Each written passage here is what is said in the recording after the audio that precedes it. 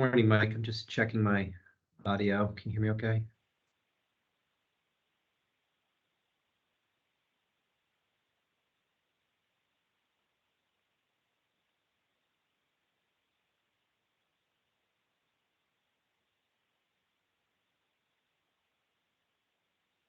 And Chair Foster and Mike Barber, I don't see Dave Merman.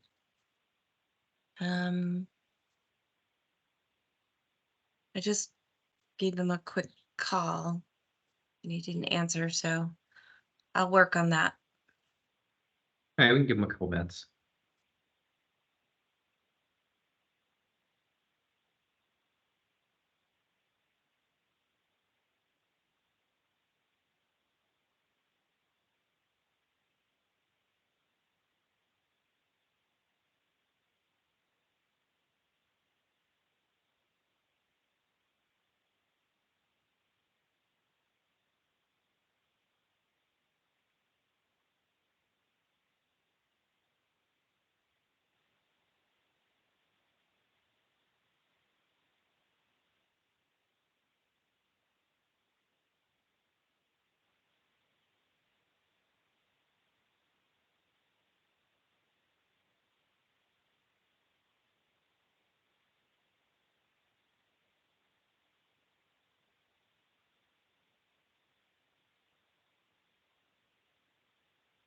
Looks like Dave just went to the executive session. Yeah, I'm gonna go get him.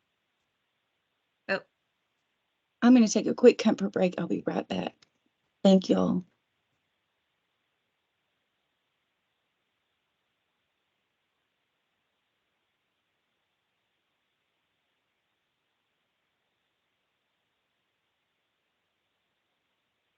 And I apologize, but I am here. no problem. We'll just wait for Ms. Holland and then we can get started.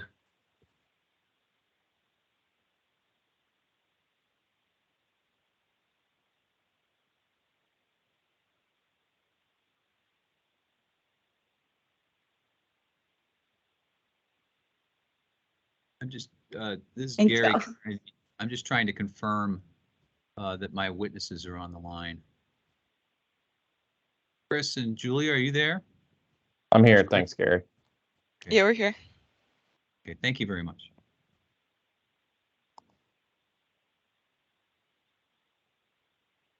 Okay, well, good morning. I'll call to order the Green Mountain Care Board's hearing of July 17th, 2023. Today we have a hearing on the rates for individual and small groups requested by MVP. I'm going to appoint our general counsel, Mike Barber, as the hearing officer for today. And I'll turn it over to him in a minute. But just a reminder, we do have Ms. Holland here, who is going to be preparing a transcript. And so everyone should speak, at a Vermont cadence, not New York City cadence, and try not to speak over each other so that it's easy for her to make sure she has everything accurately recorded. And Ms. Holland, or if anyone else needs a break, please speak up. I think you have my email and you can just email me or Mr. Barber, and we'll make sure we do that. And with that, I will turn it over to Hearing Officer Barber. Okay, thank you, Mr. Chair. Good morning, everyone. My name is Michael Barber. As you heard, I'll be the hearing officer for today's hearing. The purpose of this hearing is to take evidence and argument on MVP Health Plan's 2024 individual and small group rate filings. The docket number for MVP's individual rate filing is GMCB-004-23RR, and the docket number for MVP's small group rate filing is GMCB-005-23RR. The hearing is being held pursuant to Title 8, Section 4062 of the Vermont Statutes Annotated, as well as Section 2.307 of the Green Mountain Care Board's Rate Review Rule. Representing MVP today are Gary Carnedy and Ryan Long of the law firm Primer Piper, Eggleston and Kramer, PC.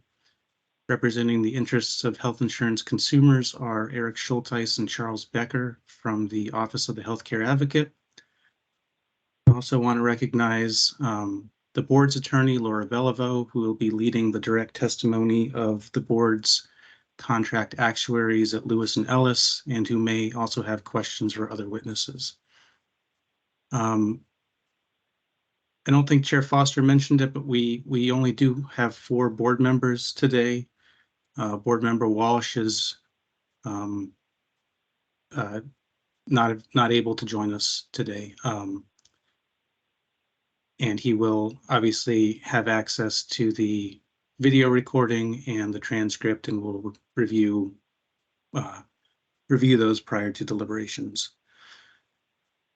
Because we are holding this hearing remotely, before I go any further, I just want to make sure that the board members, the attorneys, Ms. Holland can hear and be heard. So I'm just going to do a little roll call. If I call your name, could you please just take yourself off of mute and confirm that you can hear okay?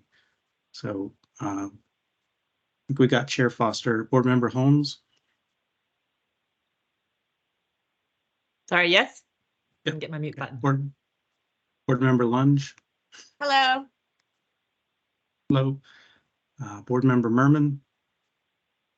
I can hear you fine, thanks. You're coming through I'm a little sorry, soft, David. Give me a minute. I'll put.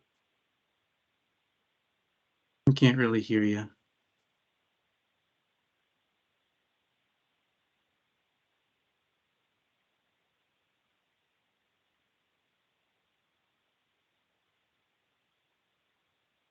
that better?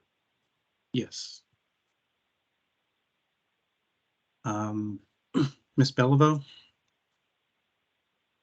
I'm here. Yeah, Mr. Carnady? Yes, I'm here. Thank you. Mr. Long?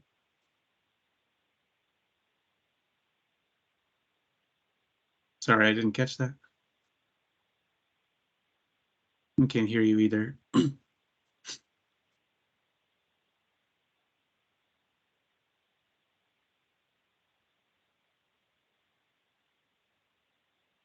We'll come back in just a second, Ryan. Let's try and figure that out. Mr. Schulteis?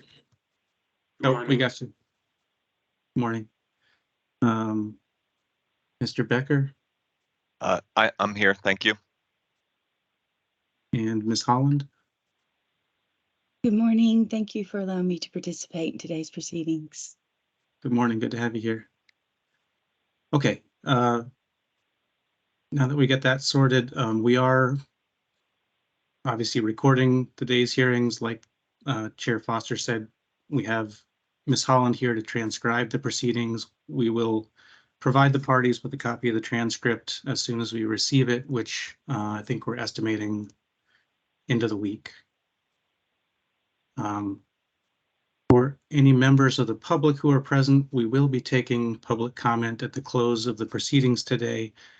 However, I can't say when that will be, and if you don't want to sit through a long day of witness testimony, we are having a meeting on Monday, July 24th from 4:30 to 5:30 in the afternoon that will be dedicated exclusively to hearing from the public on the individual and small group rate filings from MVP and Blue Cross. Information about that meeting can be found by going to the Green Mountain Care Board's website and clicking on the link for 2023 board meeting information. Before we begin, I want to remind the board and the parties to exercise caution regarding information in the exhibit binders that's been marked confidential, as those matters can't be discussed in public. If it becomes necessary to discuss confidential materials, we will need to go into an executive session. We have a separate phone line for that purpose, and I expect we'll need to use that. Now let's move on to exhibit binders. We received exhibit binders on July 13th that contained a stipulated exhibit list and 26 stipulated exhibits. 24 from MVP, 2 from the healthcare advocate. The exhibit list indicated that Exhibit 17, the pre-filed testimony of Christopher Pontiff, had been stipulated to, subject to a ruling on the healthcare advocate's motion to strike, which we'll get to in a minute. The exhibit list also indicated that there were 17 healthcare advocate exhibits that were not included in the binders. These would be exhibits 27 through 44. On July 14th, 5 additional stipulated exhibits were filed, 4 MVP exhibits and 1 healthcare advocate exhibit, along with a supplemental stipulated exhibit list. So in total, the binders should have 32 stipulated exhibits, 1 through 26, and 45 through 50. And healthcare advocate exhibits 27 through 44 are not in the binders, but have been stipulated to by the parties. Did I misstate any of that, Mr. Schulteis or Mr. Carnegie? No, that was well done. Exactly. Okay. Does anyone have any questions about what they should have in their binders? And does anyone have any questions? Does anyone not have all the exhibits that they're supposed to have?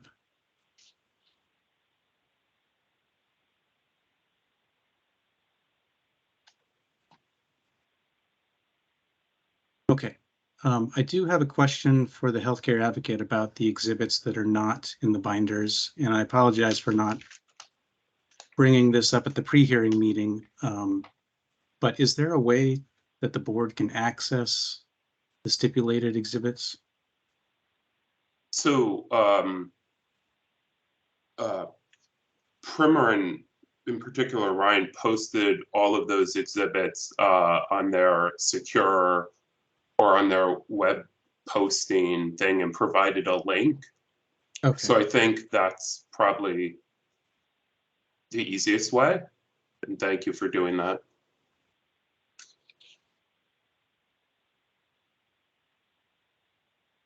Okay, thanks for that. I did not get a chance to look at the e-binders. So they're in the e-binders, but they're not in the physical binders. Is that? That's correct. And then I'll, I guess I can email Ryan. There are 2 items in there that came out post our pre-hearing conference, and I don't think they're just 2 little monthly CPIU files, and I'll make a note to email those to Ryan, and perhaps he would be so kind as to just put them in the binder. They're already stipulated too.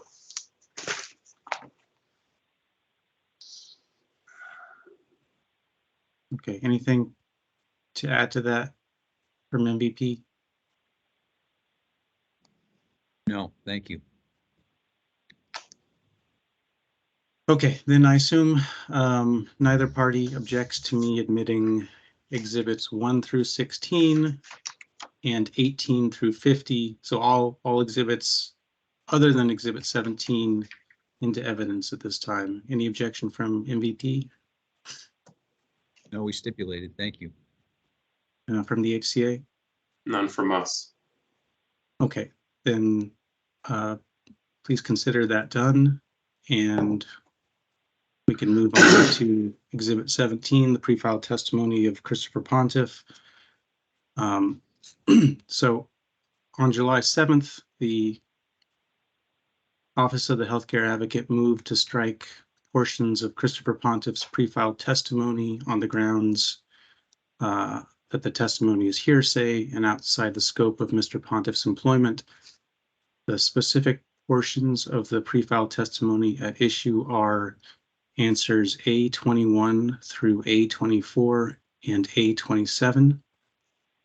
On the afternoon of July 13th, MVP filed an opposition to the healthcare advocate's motion, and given the timing, I was not able to issue a ruling prior to today's hearing, and so we need to take that up now.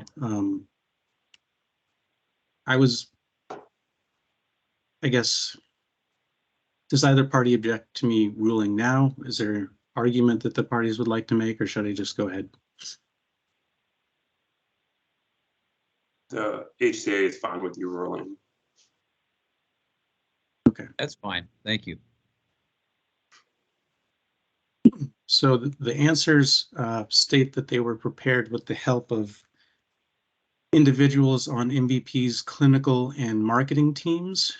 MVP argues that the answers are not hearsay because they're Mr. Pontiff's own statements that convey his understanding of certain facts after consultation with others at MVP.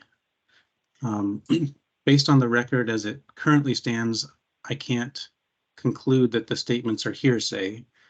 However, there is clearly an issue of personal knowledge here. And while the HCA's motion cited the rule against hearsay, in this situation, I think the personal knowledge requirement of Rule 602 is squarely raised, since the concern is the same, a concern with admitting the substance of out-of-court statements. It's apparent that the answers are based, at least in part, on inquiries Mr. Pontiff made of his coworkers and the responses these individuals provided. Under Rule 602, the testimony of a witness may be excluded or stricken unless evidence is introduced sufficient to support a finding that he has personal knowledge of the matter. So I don't think there is sufficient evidence in the record to support a finding that Mr. Pontiff has personal knowledge of the matters testified to in the answer. I also don't think that Rule 703 renders the answers admissible. It's true that Mr. Pontiff was identified as an expert, but the information provided in the answers does not appear to have been relied on by him in forming an expert opinion. Moreover, while experts can rely on inadmissible information, that doesn't make the information admissible. But that said, I do agree with MVP that the answers should be admitted under the board's discretion to admit evidence which may illuminate the issues in the case. MVP makes some good points in its opposition, I think, about the prevalence of this kind of secondhand information in these abbreviated administrative proceedings. And I think there is a sufficient basis upon which to conclude that the information is reliable enough to be admitted. The healthcare advocate will have an opportunity to cross-examine Mr. Pontiff regarding the extent of his personal knowledge, and the board can consider this in evaluating what weight to give his testimony, if any. I don't see the answers as being particularly controversial, and I don't believe the HCA would be unfairly prejudiced by its admission. MVP noted that the HCA hasn't identified any potential inaccuracies in the answers, and very similar evidence has been admitted in prior proceedings without objection or, to my knowledge, really any questioning. So that said, the healthcare advocate's motion to strike is denied and Exhibit 17 is admitted in its entirety. And I think we're ready to move on to opening statements, but does either party have anything we need to discuss before we do that?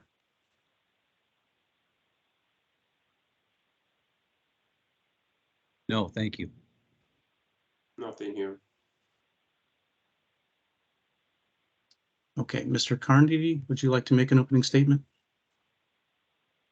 Yes, General Counsel, thank you very much. Good morning. My name is Gary Carnegie, and I represent MVP again in the 2024 rate filings for individual and small group, along with my partner Ryan Long. We appreciate the opportunity to present MVP's rate filing and discuss the critical issues that face the board.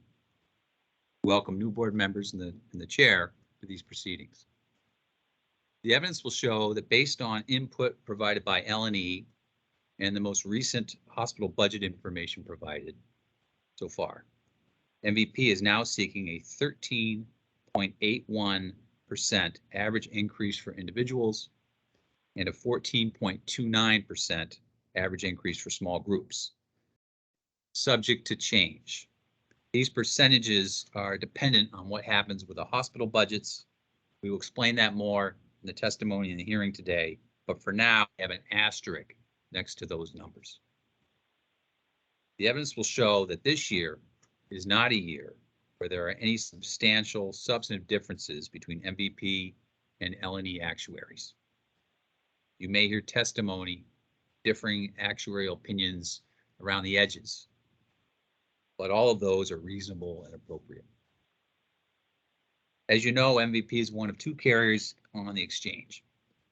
Vermonters currently receive excellent health care, and we believe excellent health insurance. Green Mountain Care Board deserves significant credit for its efforts to sustain these offerings. The board each year walks the high wire, trying to maintain balance of sometimes conflicting statutory criteria. It's a daunting task of healthcare fiscal policy. The evidence will show that MVP has suffered significant losses over the last 3 years. This makes the board high wire balancing all the more challenging, with a greater danger of a fall. We ask the board to address this fiscal danger now with this 2024 rate filing and not let it get worse. The evidence will show it is not sustainable to have long-term negative profits. Let me repeat that. It is not sustainable to have long-term negative profits. Health plans take tremendous risk when guaranteeing rates for an insured population, as they must pay for all covered benefits regardless of the cost. Continuing losses in Vermont products are not sustainable for MVP. Regional not-for-profit plans must remain profitable in order to serve the communities we work and live in. Each of the markets that MVP serves must be self-sustaining over the long run. Markets that do not have that expectation due to circumstances outside of MVP's control be reevaluated. Hospital budgets. The evidence will show that if approved, the proposed hospital budgets that recently came out caused MVP's proposed rates to increase. MVP, like L&E, would like the estimated impact of the hospital budgets to be as close to the actual approved budgets as possible. MVP wants to ensure that Vermonters have the insurance necessary to pay for these hospital budget increases. CTR. The evidence will show that the board should be steadfast in adopting MVP's proposed CTR of 1.5% without modification. Concerns raised by L&E in its actuarial memorandum about losses are well-founded. If significant losses continue into 2024 and beyond, board cuts to CTR are simply not sustainable. Thank you very much. Thank you. Mr. Schultheis for Mr. Becker. Thank you. So hello, for those of you attending that don't know me, my name is Eric Schultheis. I'm an attorney from the Office of the Healthcare Advocate, often abbreviated as the HCA. My role here today, as defined by statute, is to represent the interests of Vermonters. I expect that you will hear a lot from actuaries about why the proposed insurance rate is actuarially reasonable, i.e. that it is not excessive, inadequate, or unfairly discriminatory. However, this case is about whether health insurance meets the Vermont rate review standard, not just whether it meets some actuarial standard of reasonableness and appropriateness. Regarding the non-actuarial factors, it is worth noting that it is MVP's burden to prove that the filed rates meet Vermont's standard for premium price increases. We will offer evidence, some of it already in the record, that it does not. I expect Mr. Fisher will also speak about how the proposed rate increases do not meet this standard. As you hear the evidence today, though, remember that it is not the HCA's burden to rebut the actuarial findings of reasonableness with evidence on other factors. Rather, the law is clear. It is MVP's burden to prove that its filing meets the multifaceted rate review criteria. Whether a rate is actuarially reasonable is only part of the question at hand. Speaking of actuarial reasonableness and appropriateness, I expect Mr. Fisher to pose a very simple question. If all the assumptions in MVP's filings are reasonable and appropriate, how can the result be so unreasonable? It's a cycle of increasing costs that, as data in the record shows, far outpaces gross state product and wage growth. Through cross-examination, I will also show that what is actuarially reasonable is a range. Just because MVP picks a number in the reasonable range and the L&E recommends the same number, that does not mean that this is the only actuarially reasonable number. Lastly, I expect you will hear from Mr. Fisher about the challenges Vermonters have purchasing and using health insurance, with a particular focus on how premium cost increases are hobbling Vermont's small businesses. Thank you. Thank you, Mr. Schulteis.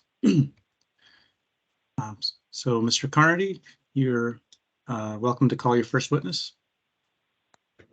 Thank you very much, General Counsel. We'll call Chris Pontiff, please.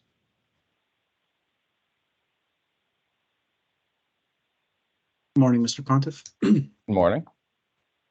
Okay, I'm going to swear you in now. Could you please raise your right hand? Do you solemnly swear that the evidence you shall give relative to the cause now under consideration shall be the truth and whole truth and nothing but the truth, so help you God? I do. Morning, Chris. Morning, Gary. Just state your full name, please, for the board. Sure, Christopher Pontiff. And where do you work, Chris? I work at MVP Healthcare. And what is MVP Health Plan, Inc.? It is a non-profit subsidiary of MVP Healthcare. And did MVP Health Plan, Inc., is that the filer for the filings this year? That's correct. And what's your position at MVP, please? My position is the Senior Director of Commercial Pricing as well as Network and Trend Analytics. And are you a member of any professional associations? Yes, I am a fellow of the Society of Actuaries and a member of the American Academy of Actuaries. Thank you. And how long have you worked in the healthcare insurance industry? About 6 years. And how long have you worked at MVP? The same 6 years. And have you been involved in the rate filings in Vermont over those 6 years? Yes, since my start at MVP, I've been involved in every filing in some capacity that MVP's had with the state of Vermont over that time period. So that would include the small and individual as well as the large group filings each year? That's correct. And what are your job duties at MVP?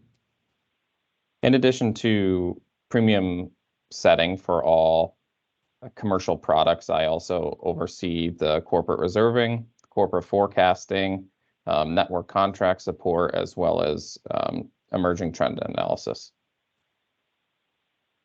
Would your job include setting IBNR It would. and reviewing cost drivers? Yes.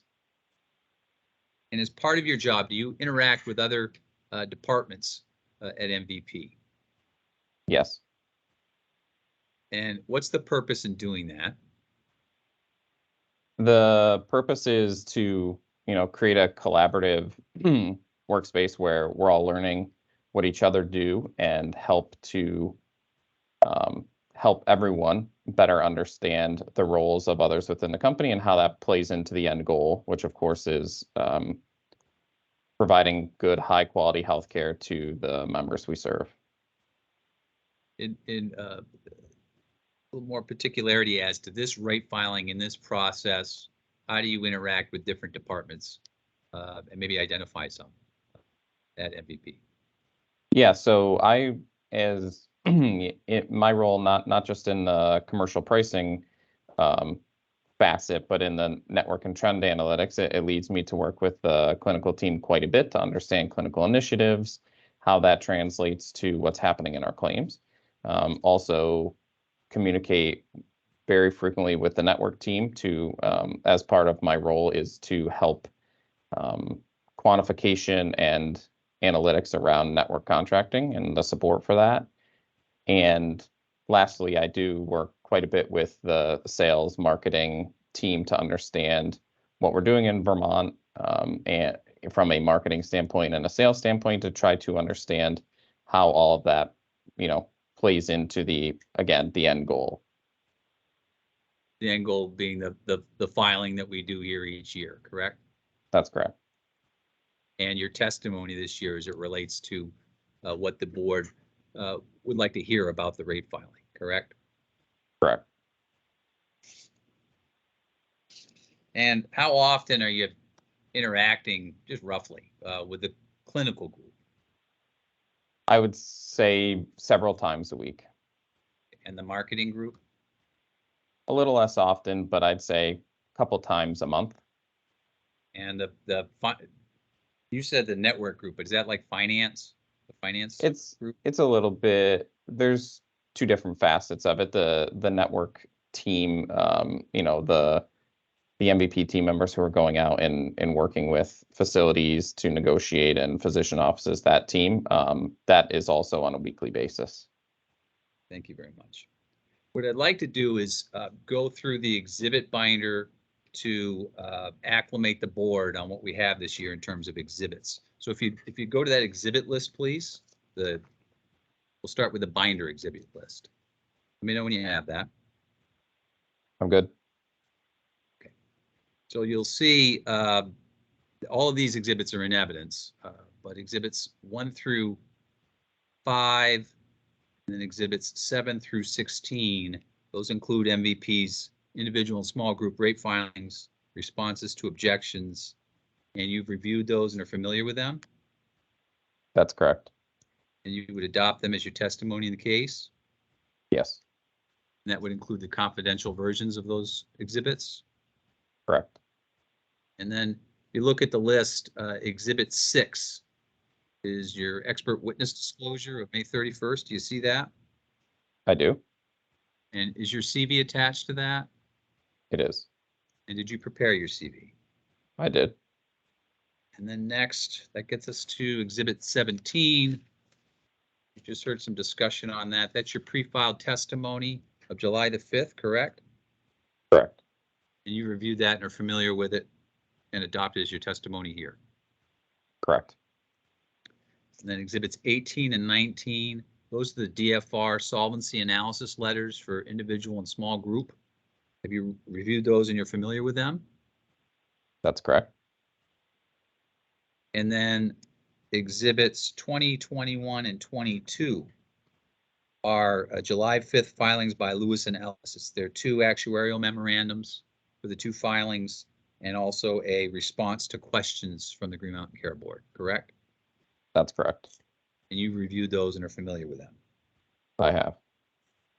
And then Exhibit 23 is MVP's supplemental pre-filed testimony. This is the notice of disagreement that the board has us file each year. Did you prepare that? Yes. And you're familiar with it? Correct. And then finally is Exhibit 24, the pre-filed testimony of Jacqueline Lee. You've reviewed that and are familiar with it, correct? Correct. And then at the end of last week, as the general counsel indicated, we filed a stipulated supplemental exhibit list. I wonder if you could get that in front of you. Okay. And that has exhibits 45 through 50. Do you see that? I do. And exhibit 45 is a July 7th, 2023 MVP calculation of L&E's actuarial memorandum rate impact. You prepared that and are familiar with it, correct? Correct. And then exhibit 46 is a Vermont historical rate cut summary. You prepared that and are familiar with it? Correct. And then 47 and 48, those are MVP responses to objection 8 regarding the hospital budgets for individual and small group, correct? That's correct. And then 49, it's a July 14th, so this past Friday, July 14th, MVP updated rate increase summary table, correct? Correct. You prepared that and are familiar with it, correct? That's correct. And then next, if you go to Exhibit 1, please, just by way of example, Exhibit 1, and you look in the bottom right-hand corner, we've numbered pages as we've done in prior years. There's a 001 on the first page in red. At least mine has red. Do you see that? I do. So when you and I are talking today, I'll try to make reference to those exhibit pages unless it's obvious what page we're on. All right, and I'd ask you to do the same. Sounds good. Great. So let's then turn and start at a high level on the numbers and points of agreement. So if you please go to Exhibit 1, I guess you're there already, and go to page 2. And this is the individual rate filing from back in May, correct? That's correct. Okay, and on page 2, in the upper left, there's an overall rate impact. Do you see that? What's that amount? 12.76%. And that's the overall average premium rate increase, correct? For individual? Yes. And going to Exhibit 2, this is the small group filing from back in May, correct? Correct. And if you go to page 2, go to that same location on the page, upper left, what's the overall average premium rate increase as of May we were asking for? 12.5%. Thank you very much. Next, I'd ask you to go to Exhibit 31, please.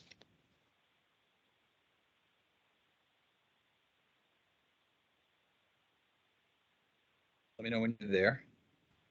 What exhibit did you say, Gary? Sorry. 21, please.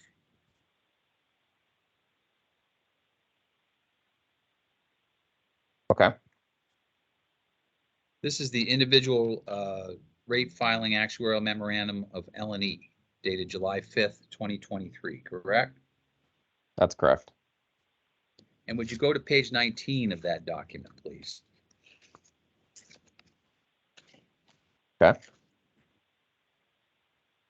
Just going to wait a minute, make sure people are caught up.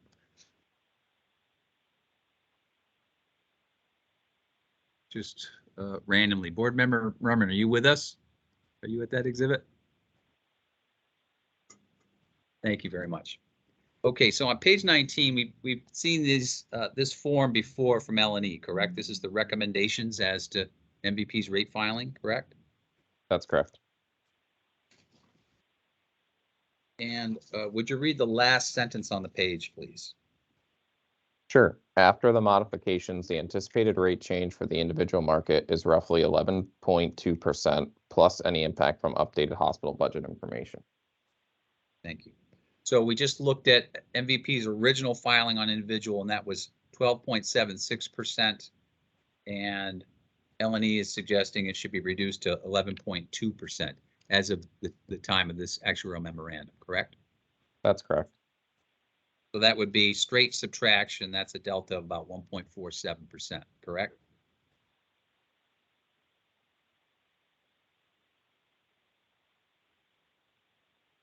Did I get my math wrong? You're hesitating. Yeah. 12.76 to 11.2, right? Yeah, I did my math wrong, didn't I? it would be 1.67 or 1 point. 1.56. It's the difference between 12.76 and 11.2, correct? Yes, that's correct. So we're about 8 minutes in and I've made my first confusing math error. There'll be others, I'm sure. Okay, so going to exhibit 22, please.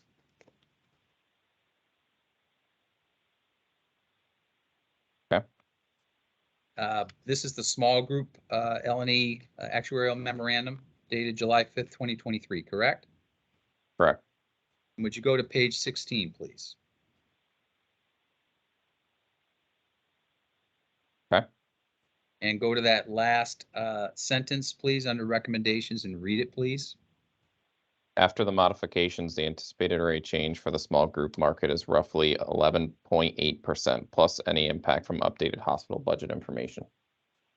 Okay, so we just looked at exhibit 2, which was our original small group filing, and we were at 12.5%, and L&E before hospital budgets has recommended a reduction to 11.8, correct? Correct. And that, let's see if I can get this right. That straight math is subtraction is 0.7% delta. Correct. Thank you. Okay, let's go back to 21 again, please. Let's look at those 4 bullets on page 19. Let me know when you're there.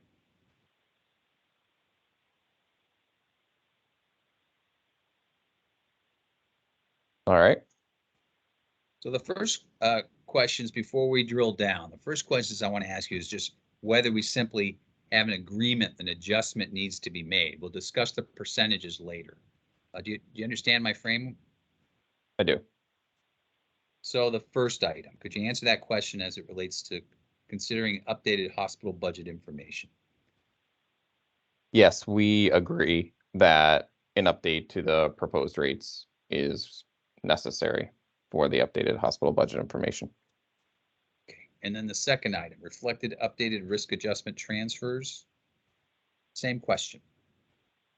Yep, we agree that due to final risk adjustment coming in after the rates were proposed, we believe that an adjustment is required as well. Okay, the third item, again, at a high level, the reflect recommended CSR loads.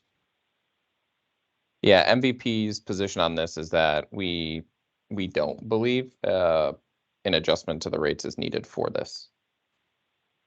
And the adjustment that L&E is suggesting, would that be an increase in rate or decrease in rate? It would be an increase to rates.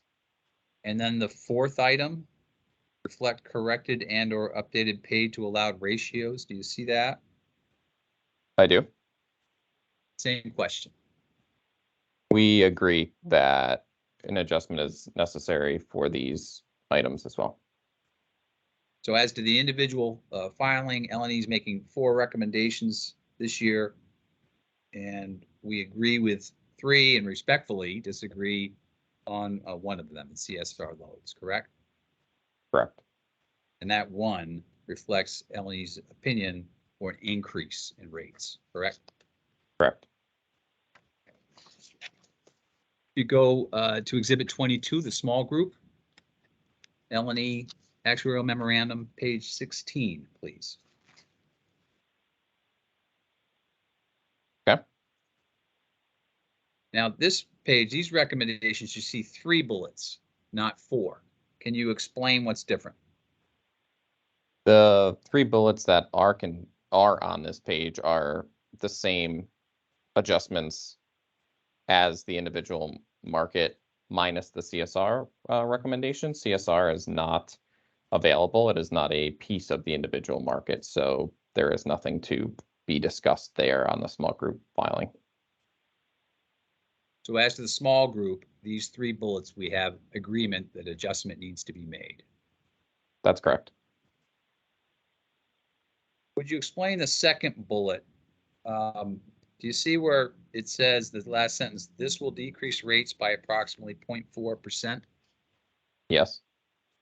And on, you don't have to go back to it, I'll read it to you. On Exhibit 21 for the same item for individual, it says this decrease rates by approximately 1.3%. So would you agree with me that the numbers are different as to that item on small group and individual? Yes. Different numbers, same logic, but two independent markets with different numbers. Very good, thank you. So if you would next go to the supplemental stipulated exhibit list, and it's exhibit 45. So if you go to 45, please. Let me know when you're there. I'm there. What is this exhibit, please? This exhibit is MVP's calculation of L&E's actuarial memorandum. So L&E provides its recommendations with calculations on those recommendations each year. Then MVP puts those recommendations through the rate filing and calculates a exact number, of which a lot of the time L&E's estimated numbers are the same, and sometimes there are slight differences. So this is just assuming, we're not debating or agreeing, we're just assuming L&E's recommendations. You run it through MVP's rate filing software and basically check their math. Is that correct? That's correct. Would you walk us through the 4 numbered paragraphs, please? Sure. The first paragraph is the bullet regarding updated risk adjustment. So in the small group market, or the small group filing, we do agree that L&E's recommendation or quantification of the recommendation of 0.4% decrease is correct. For the individual market, L&E had stated a 1.3% decrease. However, MVP calculated a 1.2% decrease, so a very slight difference. The second bullet is regarding the CSR loads. So MVP or L&E did not specify the impact of the rates or the impact on the rates of this proposal. So, and they communicated that it was left open for MVP to propose and justify our interpretation of this. And so MVP's interpretation of this results in an increase of 0.3% in the individual rate filing. Largely, well, yes, a 0.3% increase, and we will discuss that, I think, in more detail later.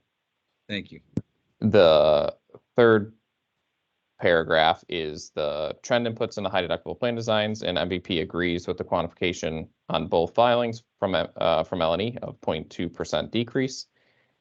And the fourth one is kind of a summary of the above.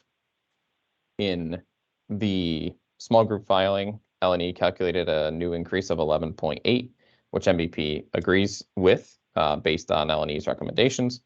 And in the individual filing, L&E calculated an increase of 11.2, of which MVP calculated as 11.6.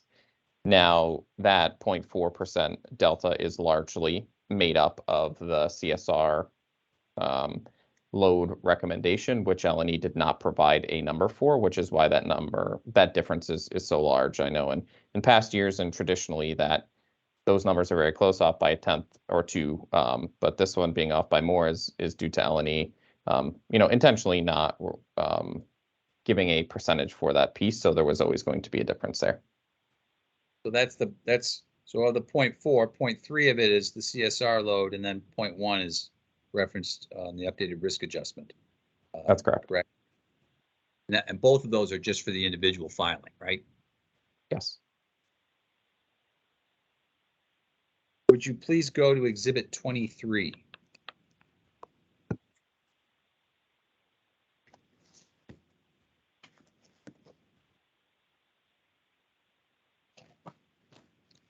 Okay. In particular, there's a question 5, which is on the 3rd page, question 5.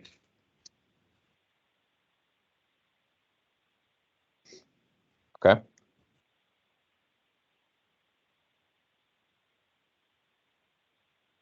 This exhibit is the notice of disagreement, correct, that the board has us file each year? Correct? And the purpose of that is to identify of the LNE's recommendations, which one we substantively agree with as to amounts and which ones we disagree with, correct? That's correct. So would you read the first sentence, please, of A5? MVP's requested average rate increase for the individual filing of 12.8% is reduced by 1.4% for a modified total average rate increase request of 11.2% by MVP. So that's individual, and that's before considering the hospital budgets, correct? Before the additional information we received from the hospital budgets for consideration? That is correct, and it also does not reflect the impact of the increase due to CSR because MVP disagrees with that. These numbers are reflective of the recommendations MVP accepts of LNEs and what that translates to on the rate. And then read the second sentence, please. MVP's requested average rate increase for the small group filing of 12.5% is reduced by 0.6% for a modified total average rate increase request of 11.8% by MVP. And this was as of July 10th, correct? Before the hospital budget information was considered or factored in? That is correct. This does not reflect any hospital budget information. Thank you. Next, if you would go, again, it's the supplemental stipulated exhibit list. Exhibit 46, please. Please go to that and let me know when you're there. Okay.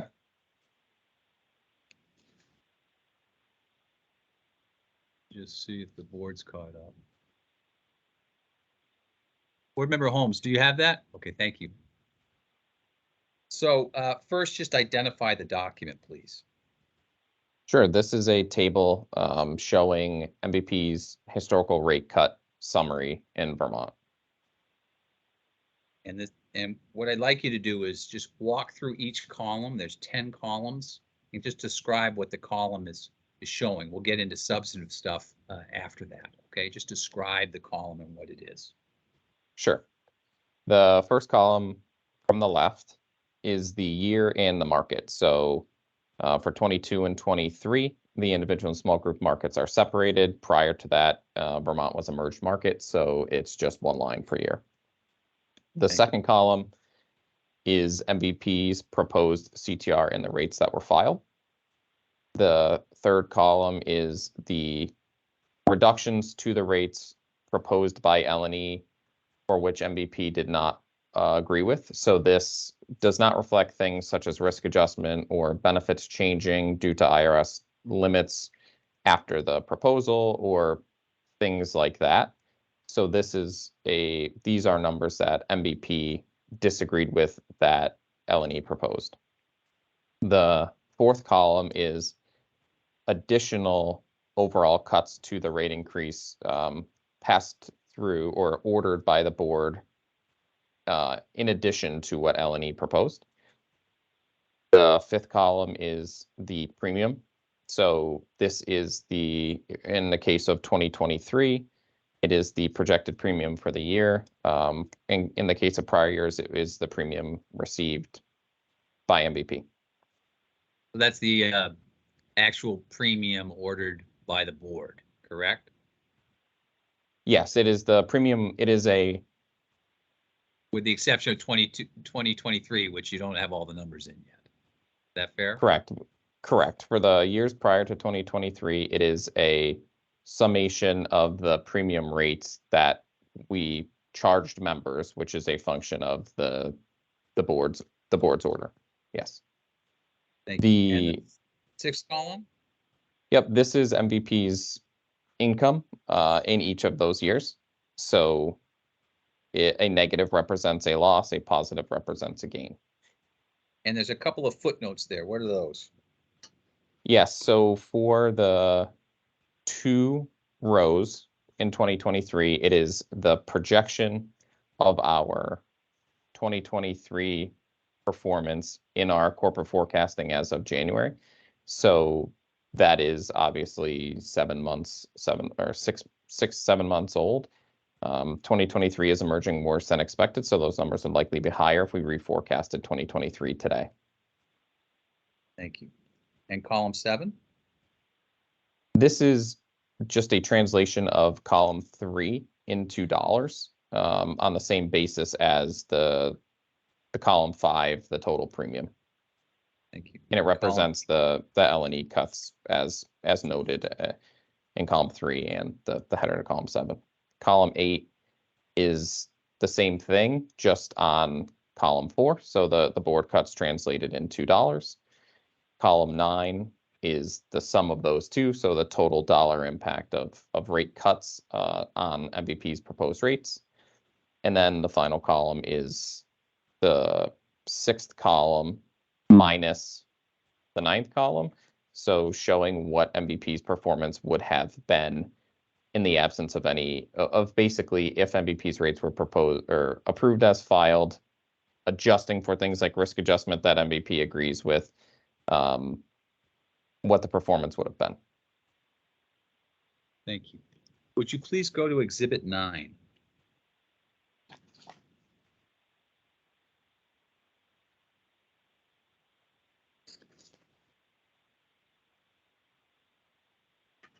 Let me know when you're there.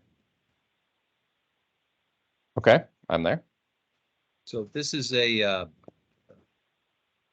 response to objection number 4. It has some confidential information in it, but we aren't going to be talking about that in my questioning. If you would go, please. First, this was some questions that were answered by MVP, questions from the Green Mountain Care Board, correct? That is correct.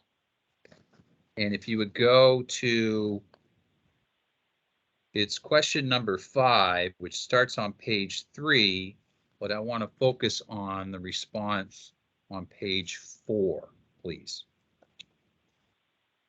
Okay. Are you there? I am. Great. Okay, so you'll see there's a series of paragraphs. I want to kind of go through paragraph by paragraph and ask you what they mean and have some particular questions, okay? So let's start with the first full paragraph that says health plans take. Why don't you read those 2 sentences and then I'll ask you a question. Okay. Health plans take tremendous risk when guaranteeing premium rates for an insured population, as they must pay for all covered benefits regardless of cost. A risk margin is standard actuarial practice and part of premium rate development to account for adverse deviation and projected costs, as well as a means to adhere to minimum regulatory reserve requirements. Do you agree with that? I do. The next paragraph, can you read that, please? Sure.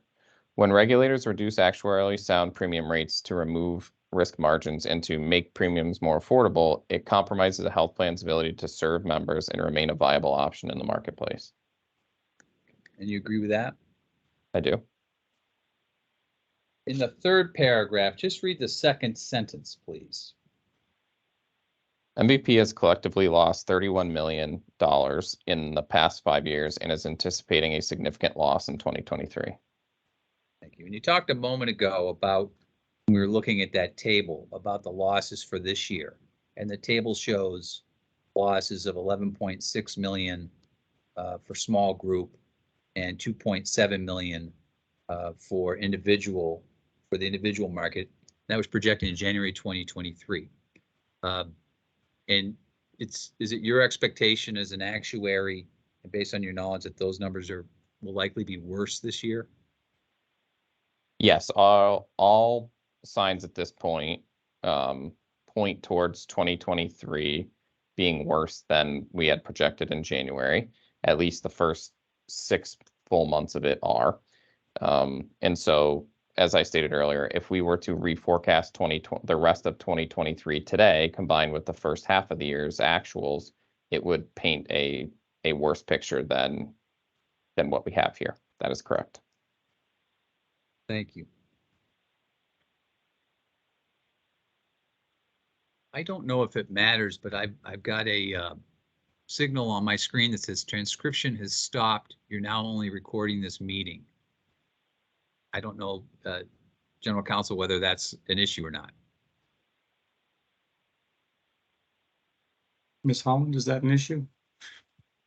That will be something to do with, not me, probably Microsoft Teams. Yeah, but you're still transcribing. Okay. 100%. Thank you. Thank you. We're relying on the human factor at all times. That's good. Okay. Sorry to raise that. I wasn't sure. The fourth paragraph, please, Mr. Pontiff. Would you read the first two sentences of the fourth paragraph? Sure. MVP is a diversified not-for-profit insurer doing its best to serve New York and Vermont customers across multiple lines of business. Each of the markets we serve must be self-sustaining over the long run and be expected to contribute to a healthy, not excessive overall reserve level. So explain that to me, the business of MVP in the two states, and how you look at that. Yeah, essentially, each of the markets, each of the what I would call a rate cell. So any place that you separately set premium rates for should be self-sustaining, should be a market that can stand on its own and can provide MVP what it needs to be a successful, thriving business. And yes, I guess I will leave it there. Okay, thank you. And then going to the last paragraph on the page, you'll see, 3-4 sentences down, it starts a 1% reduction in. Yes. Do you see that? So could you read that to the end of the paragraph, please? Okay. A 1% reduction in Vermont premiums is worth approximately $2.75 million in lost reserves. A 5% reduction would yield a very significant loss of $13.75 million. Continuing losses in Vermont small group and individual products are not sustainable for MVP. Our for-profit competitors are much larger and better capitalized than MVP. Regional not-for-profit plans must remain profitable in order to serve the communities we work and live in. So would you provide a little color to that, please? Explain it. Sure. So in, being a regional not-for-profit plan, part of that is we are not sitting on, billions and billions of dollars, as maybe the, national carriers might be, the for-profit competitors. And this isn't a direct comparison in the Vermont marketplace. This is more a statement about MVP's footprint entirely, but the better capitalized you are, the more appetite and the better you can sustain maybe short-term losses to achieve an outcome you're looking for. So whether that is underpricing to gain membership or doing something strategically, the more capital you have, the easier that is. So as a regional not-for-profit plan, we are not out for making our income as high as possible or having as much money in the bank as possible. Ultimately, we are here to serve our members, and we want to do that in the most efficient way possible. But again, if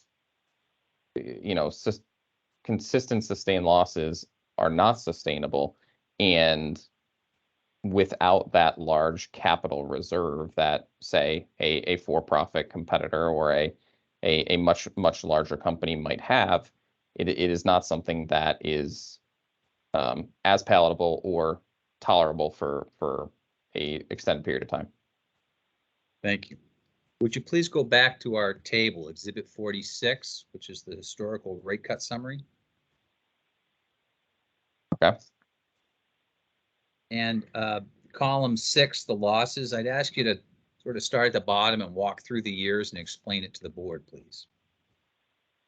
Sure. So starting with 2019, MVP sustained a loss of $1.8 million, which is roughly 1% of premium. And I would consider generally in the range of adverse deviation, reasonable variations over the year-to-year fluctuation of healthcare. 2020, there was a $17 million gain, almost entirely due to the COVID-19 pandemic and the fact that for essentially half of March, all of April, and half of May, doctors' offices were totally shut, almost rendering a, complete halt to care, which inevitably did reduce healthcare expenditures, and therefore did lead to a profit in that year. In 2021, there was a significant bounce back and uptick in utilization coming out of I don't want to say coming out of the pandemic, because 2021, there were still significant COVID-19 spend and COVID-19 cases. But coming out of the lockdown and the reopening of doctors' offices and allowing patients back in, but also using the multiple modalities of service that still continue today, was a significant uptick in utilization that was not projected at the time of those rates, resulting in a pretty sizable loss.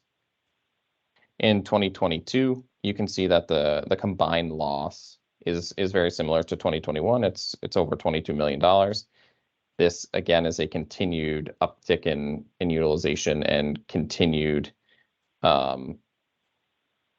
just use of healthcare.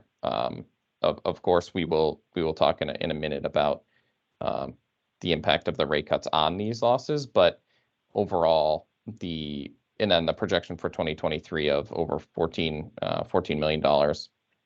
The pattern there being it's been double-digit million dollars in the past 2 years, with a full expectation of double-digit million again in 2023, which is a large portion when you look at premium.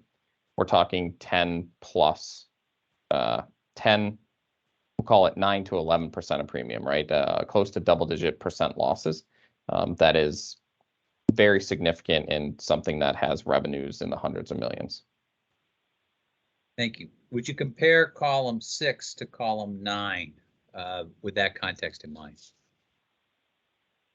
Yes. So, and I think that is best done through looking at column 10 as well. So looking at the bottom in 2019, if MVP's rates were approved as proposed, there would have been a slight gain, about a 1%, slightly under 1%, 0.75% gain, which is still under the proposed CTR. In 2022, the gain would have been larger, or in 2020, the gain would have been larger. That is true. But then in 21 through 23, it would have mitigated some of the losses. So if we just look at the total rows at the bottom, 2019 through 2022 total, or 2019 through 2023 total, we can see that the total losses are 30.2 million from 19 through 22, and including the projection 23, 44.5, but those go down by roughly 20 million in the 19 through 22 span, and about 30 million in the 19 through 23 span. So that is quite a large difference, and very meaningful to MVP. And then the columns 7 and 8 break out the cuts by L&E, and then the additional board cuts impacts, correct? That is correct. Okay, great. So now I want to ask you questions about CTR. What is our proposed CTR this year? 1.5%. And what is the purpose of contributions to reserves? Yeah, so as I kind of stated earlier, it's the purpose is it's to account for adverse deviation and to help support minimum reserve requirements. So adverse deviation in the health insurance space, we are projecting, in general, it is a high revenue, low margin game in which there are lots of projections happening to arrive at those revenue numbers, and just slight misses can translate to large dollar figures. And the CTR is there to protect against some adverse deviation and allow more stability over time. And on the same note for the reserve requirements, having that extra, or having those reserves are there for negative basically the tail adverse deviation, to ensure that MVP can continue to pay its claims and serve the communities that we're in, and serve our members without any fear that, a company cannot pay out the hospital stay or whatever for a given member. And as claims continue to trend up and up over time at a fast pace, significantly, outpacing what we're asking for in the CTR, to keep MVP is regulated by the state of New York on a percent of premium basis. And to keep the same percent of premium, you will need to increase your dollars every year because premiums go up. So there is that component as well that helps maintain that statutory reserve requirement. Thank you. Chris, I realized I didn't ask you at the beginning, but we really have 2 rate filings this year, an individual and a small group rate filing, correct? That's correct. So your testimony to this point would apply to both rate filings unless, like the CSR load, it's something that you were speaking specifically to individual, correct? That's correct. So going forward, same thing. Please raise your hand and let us know if you're just talking about one of the filings. Otherwise, I'll presume it applies to both filings. Fair enough? That's fair. Thank you. Would you please go to Exhibit 21, which is L&E's actuarial memorandum for individual, and go to page 17. Let me know when you're there.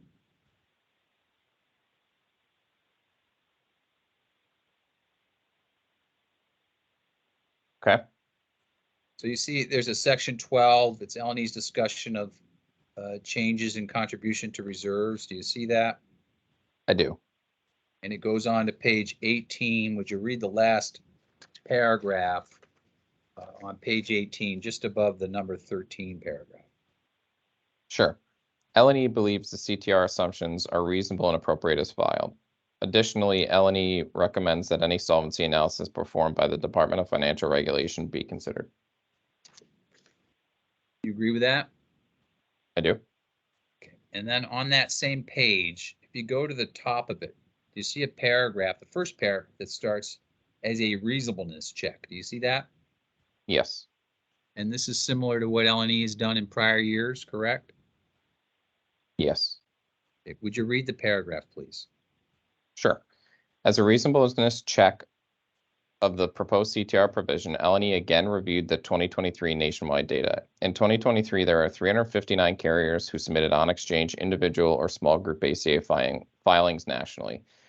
Filed CTR varied from negative 24% to plus 9%, but most often fell between 0 and 5%. The mode is between 0 and 3%, or 2 and 3%, sorry. And the premium weighted average CTR for all carriers was filed as 2.8%. MVP's filed base CTR of 1.5% would place it at around the 23rd percentile for all QHP carriers, and using the 0.3% margin for bad debt in the individual market increases this to the 26th percentile. Thank you. And so for folks, I've already proven that I have math issues. Can you explain that 23rd percentile? What does that mean? Yeah, that means that effectively 77% of filings nationally are asking for more CTR than MVP. Thank you. Now, I want to clarify something on terms of art that are used in the L&E filing. Would you go to page 17, again, in the same section, and read the first sentence after the heading for number 12? The contribution to reserves is composed of a provision for bad debt of 0.3% and a risk margin of 1.5%.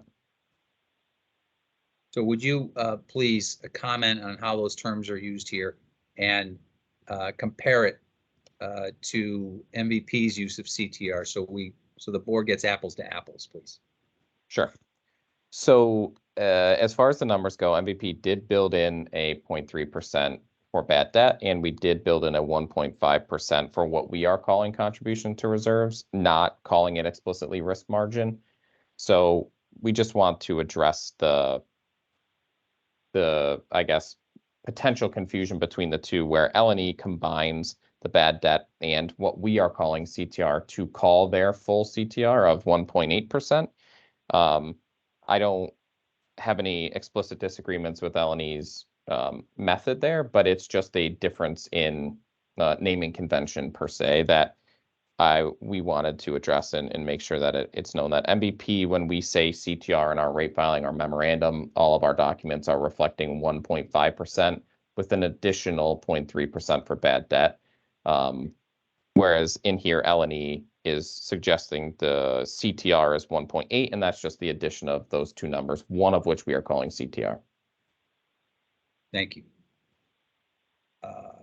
Would you go to on 17, that second table on the same page? You see its historical risk margin. Do you see that? Yep, I do. What does this table show? And could you explain the amounts for the years and the comparison for actual versus expected? Sure. So this shows what the actual is MVP's performance. So this translates, these are percentage income, operating income translations from kind of Exhibit 46, but created independently with the same numbers. This was provided to L&E through an objection or an interrogatory, but they show what MVP's total margin was for those years for the Vermont, the relevant filing to this memorandum. So it would be the individual filing. And the expected is what MVP built into its rates and therefore got approved. So this does not, when this is expected risk margin, and I guess we would have to confirm with L&E, but in my understanding, it reflects the proposed risk margin minus any direct cuts to risk margin.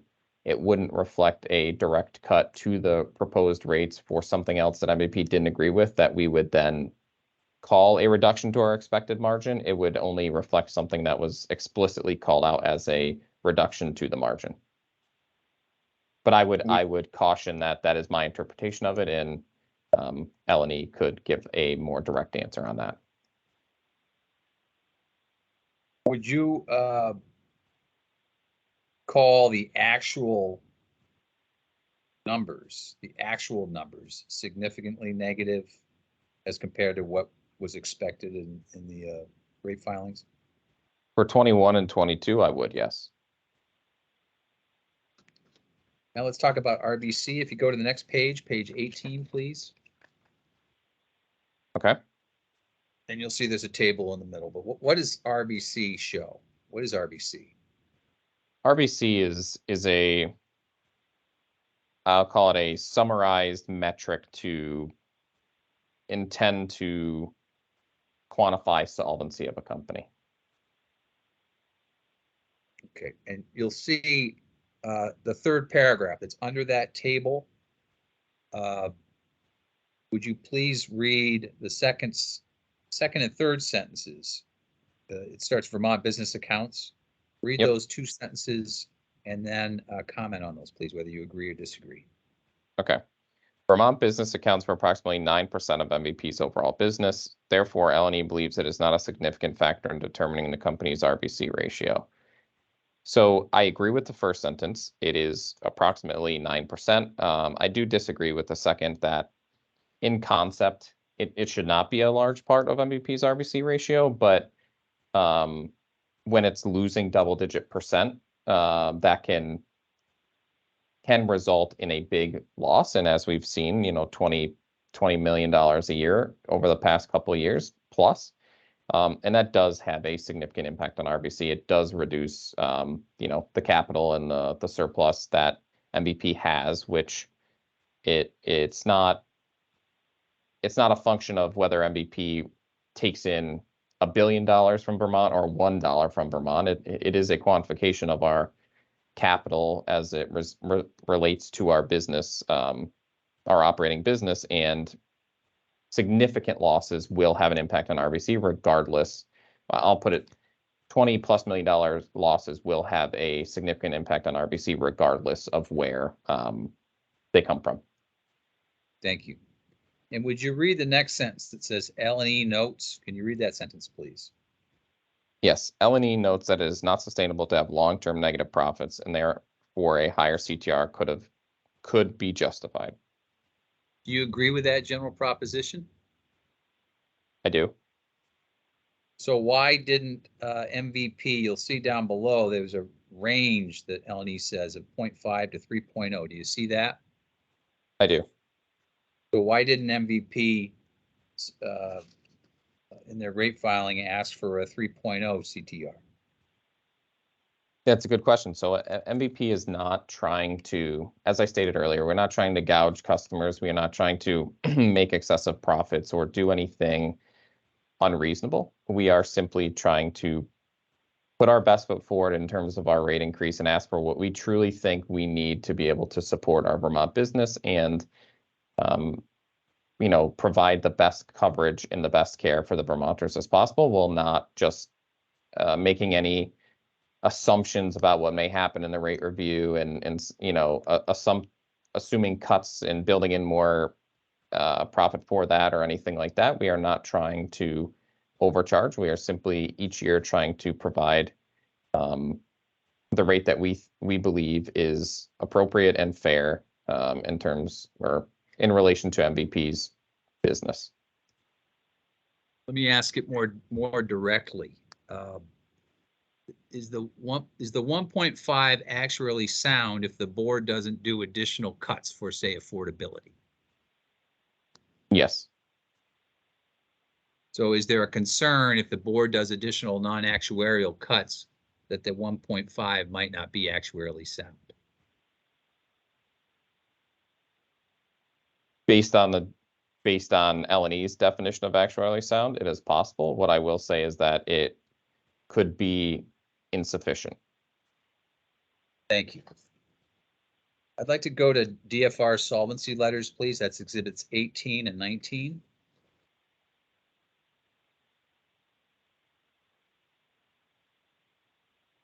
Let me know when you're there. Okay. And you reviewed these and are familiar with them, right? That's correct. And the letters, just to kind of cut to the chase, the letters are identical in substance with the exception of 18 references individual and 19 references small group, correct? That's correct. Okay, so let's go to exhibit 18, please. And can you read the sentence under summary of opinion on the first page? Yes, the proposed rate filing by MVP HP would not negatively impact its solvency, and the company otherwise meets Vermont financial licensing requirements for a foreign insurer. And as an actuary, do you agree with that? I do. And so second, if you go to the next page, page 2, and you'll see a heading MVP HP solvency opinion, and you'll see 3 bullets there. See that? I do.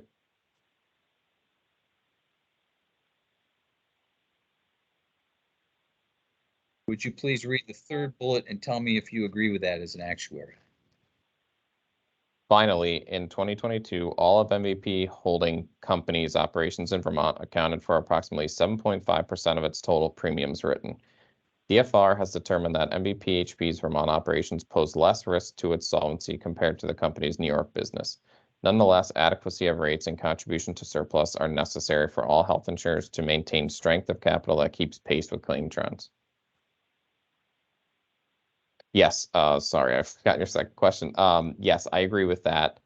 Vermont does pose less risk than New York. That cannot be argued. But I believe the last sentence is also appropriate, that adequacy of rates and contribution to surplus are necessary as well. So Vermont, the board should be reviewing Vermont, in your opinion, based on that separate business. It needs to stand on its own all fours, correct? Yes, we believe that every market and every rate filing needs to be able to stand on its own. Okay. I guess you don't stand on all fours, you stand on 2 feet, I guess is the better saying. Okay, let's go to impact of the filing on solvency. Do you see that heading on the bottom? I do. Okay, would you read the second sentence under there, please? Sure. Based on the entity-wide assessment above and contingent upon GMCB actuaries finding that the proposed rate is not inadequate, DFR's opinion is that the proposed rate will not have a negative impact on MVP HP solvency. Thank you. So in your opinion, will the MVP proposed rates at this hearing as amended by the hospital budgets adversely impact the solvency of MVP Healthcare, Inc.? No. Thank you. Well, let's go to Exhibit 47 then. I want to talk about the hospital budgets with you. So that's in the supplemental exhibit pile. There's an Exhibit 47 and 48, which are the responses to Objection 9 regarding hospital budgets. Do you see that? Yes. Okay, so let's start with 47, and this relates to the individual filing. Do you have that in front of you? I do. So let's walk through this for the board. Item 1, it says using the fiscal year 2023 budget submissions narrative posted on the Green Mountain Board website. So you did that. Right? You looked at those submitted information that was put on the website.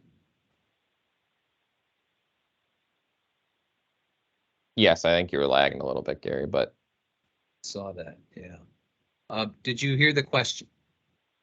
can you restate it, please? Sure. I'm looking at item number 1.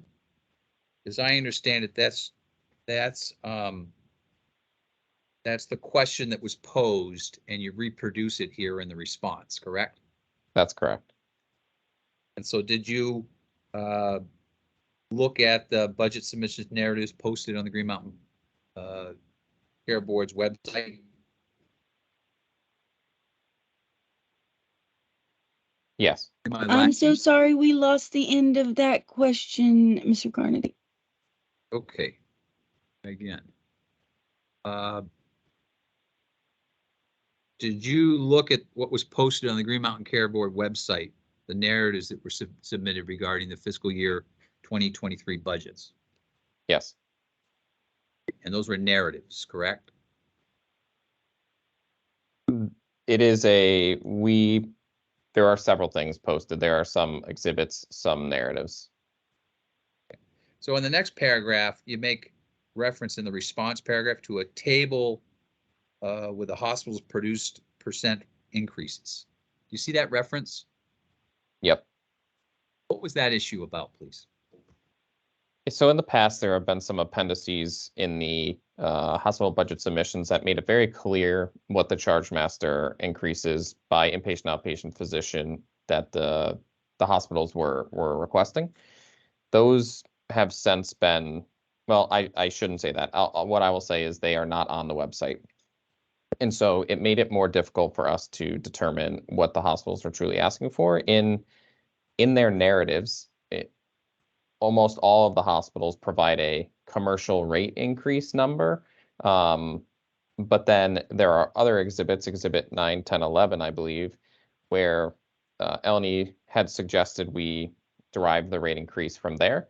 And so that is what we use in our quantification here, but I will caution that none of those tie back to the numbers in the narrative. So it leaves MVP in a position where we're really unsure what the charge master and the based on historically the way that we've quantified these and ultimately implemented the approved hospital budgets by the board, what those requested numbers are today. So the numbers that we put in our rate filing is our best attempt at that, but would like to caveat it with we are really not that comfortable with the numbers, and we don't feel that using the NPSR or the GPR is necessarily a one-to-one. There are other factors that go into those, as I understand it, and the fact that they don't tie to any of the numbers they provide in the narrative does give a little more concern to us. And ultimately, at the end of the day, MVP is not trying to win. We're not trying to lose on this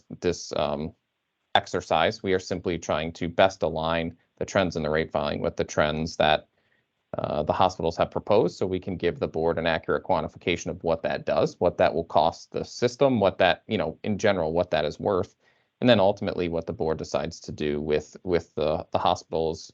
We do hope that our rates align very closely with that. And again, I think it creates uncertainty for everybody when the first piece of that equation is a little bit uncomfortable.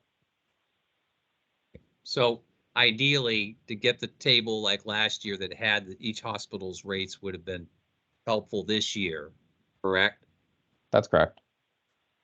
And you, L&E was terrific. You contacted them and spoke to them about this, and they gave you some guidance and said, do the best you can. Is that correct?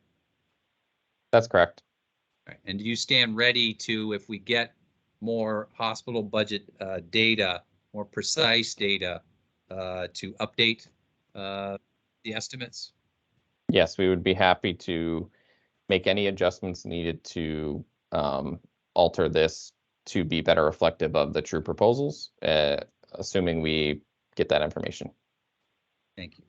So going to paragraph A, would you please read the two sentences and just briefly explain?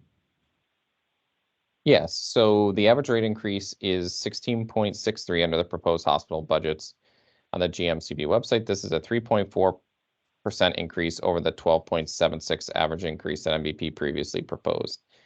So this essentially is saying that what we initially proposed in our rate filing was that the 24 trends would equal the 22 trends, ignoring the 23 trends from the hospitals as we determined them unusually large and thought that 22 would be a better estimation.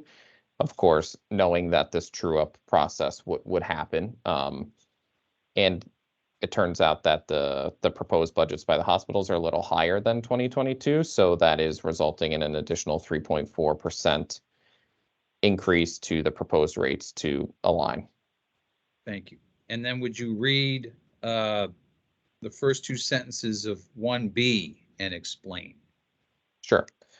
The average rate increase is 15.43 under the proposed hospital budgets, reduced by 17% on the Green Mountain Care Board website. This is a 2.4% increase over the 12.76% average rate increase that MVP previously proposed. So the math here is identical to A. It's essentially just reducing each of the hospital's proposed budgets by a factor of 0.83. And that is consistent with what the board ordered MVP to do last year. And so it of course was asked as part of the objection, but gives that relative value of it takes about 1% out of the rates to reduce the hospital budgets by 17%. So last year's board order did that reduction to 17%. Is that right? Correct. Thank you. And then if you would go, please, to Exhibit 48. And this is for small group, correct?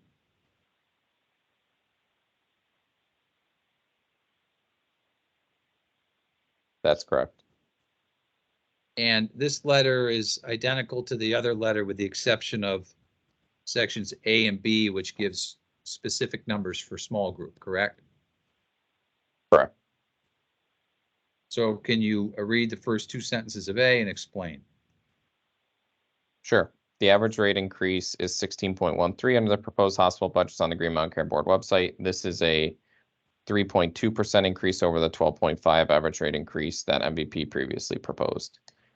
So again, this is using the same hospital budgets as the prior exhibit we talked about. There's no difference between individual and small group.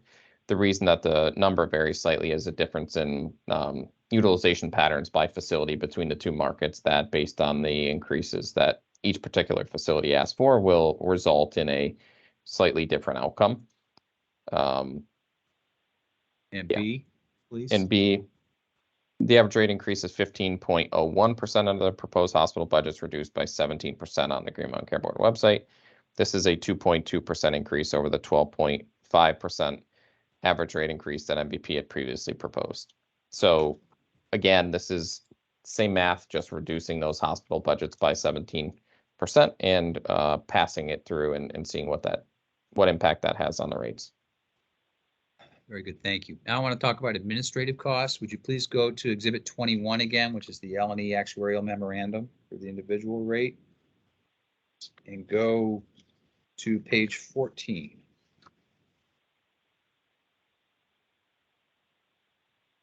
Okay.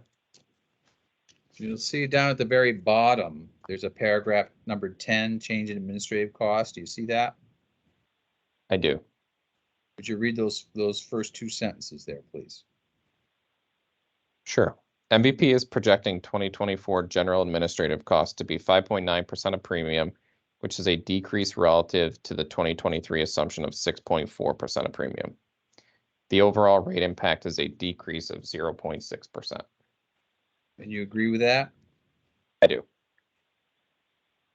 And then the next two pages, is it fair that Eleni discusses MVP's expenses and then goes into some national comparative data, correct? That's correct. And would you go to, please, page 16 at the very bottom? And I want to ask you about the last sentence first, and then we'll talk about the paragraph above. So would you read the last sentence? Yes. L&E considers the assumed 2024 administrative costs to be reasonable and appropriate. So this year, Eleni agrees with us on our administrative cost estimates for 2024, correct? That's correct. And then above, can you read those two sentences in that paragraph and then tell me your reaction to that? Sure. Among individual and small group carriers nationwide, these figures are in the 10th percentile on a PMPM basis and the 2nd percentile on as a percentage of premium. That is, MVP has atypically low administrative costs despite not being a very large health plan. It therefore appears MVP manages and limits administrative costs better than the typical health plan nationally. So, I mean, the statement speaks for itself. MVP is doing a great job at managing its administrative costs on both a PMPM basis and a percentage of premium basis. And yes, I agree with that. Thank you. Would you go to page 8, please? I want to ask you about COVID. Page 8 of the exhibit.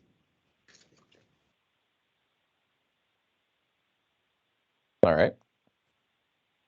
There's a section on COVID testing, and then there's a section on COVID vaccinations. Do you see that? I do. And would you tell the board about the testing issues this year and what L&E found and whether you agree with them? Sure. So with the public health emergency ending earlier in 2023, COVID-19 services will no longer be required to be covered, will no longer be covered with no cost sharing. So MVP, as a result, MVP assumed a 10% reduction in COVID-19 testing utilization due to the cost sharing no longer being waived. So we feel that testing is a highly variable service with many different ways to obtain a test, and several of which even over the past year or two have been free through the federal government. I'm not sure, to be honest, what the where that stands today, but you can go down to your Walgreens, your Rite Aid, et cetera, and get a over-the-counter test. So all of these things exist. So when we're talking about reduction in testing utilization, we're talking about testing at labs, in PCP offices, things like that that are going to cost significantly more than the over-the-counter at-home style tests. So we felt that members would slowly realize that and move more towards the lower cost alternative. So L&E finds, agreed that was reasonable, and we obviously agree with that. I do want to speak to, and I think L&E does have it in here, that we do believe testing is more variable than treatment or visits. So when we say COVID treatment, we're talking about somebody who has COVID and is being treated for it actively. And a visit would be more of I think I have COVID. Let me go to the doctor. I'm sick, right? So I'm not exploring it. And we don't think that those are variable as variable and will receive the same sort of reduction as a result of cost share being waived. If you're sick and if you're being treated for COVID, you'll be treated regardless. So we don't feel that there was any adjustment necessary there. And L&E agreed with that assumption as well. And MVP's assumptions on COVID-19 vaccinations, please. Yes, so in addition to the ending of the PHE, the Biden administration announced it no longer had funding. So MVP is assuming that we will take on the ingredient cost of the vaccine in 2024 as well. Currently, or as of 2022 into 2023, commercial insurers were on the hook for the administrative cost of $40 of vaccine. We are assuming in 2024 that MVP pays $130 per vaccine, which L&E found to be reasonable and appropriate as well, and does result in an increase to the rates due to the additional cost of the vaccine. And that increase was a plus 0.3%, correct? Correct. Thank you. Would you please go to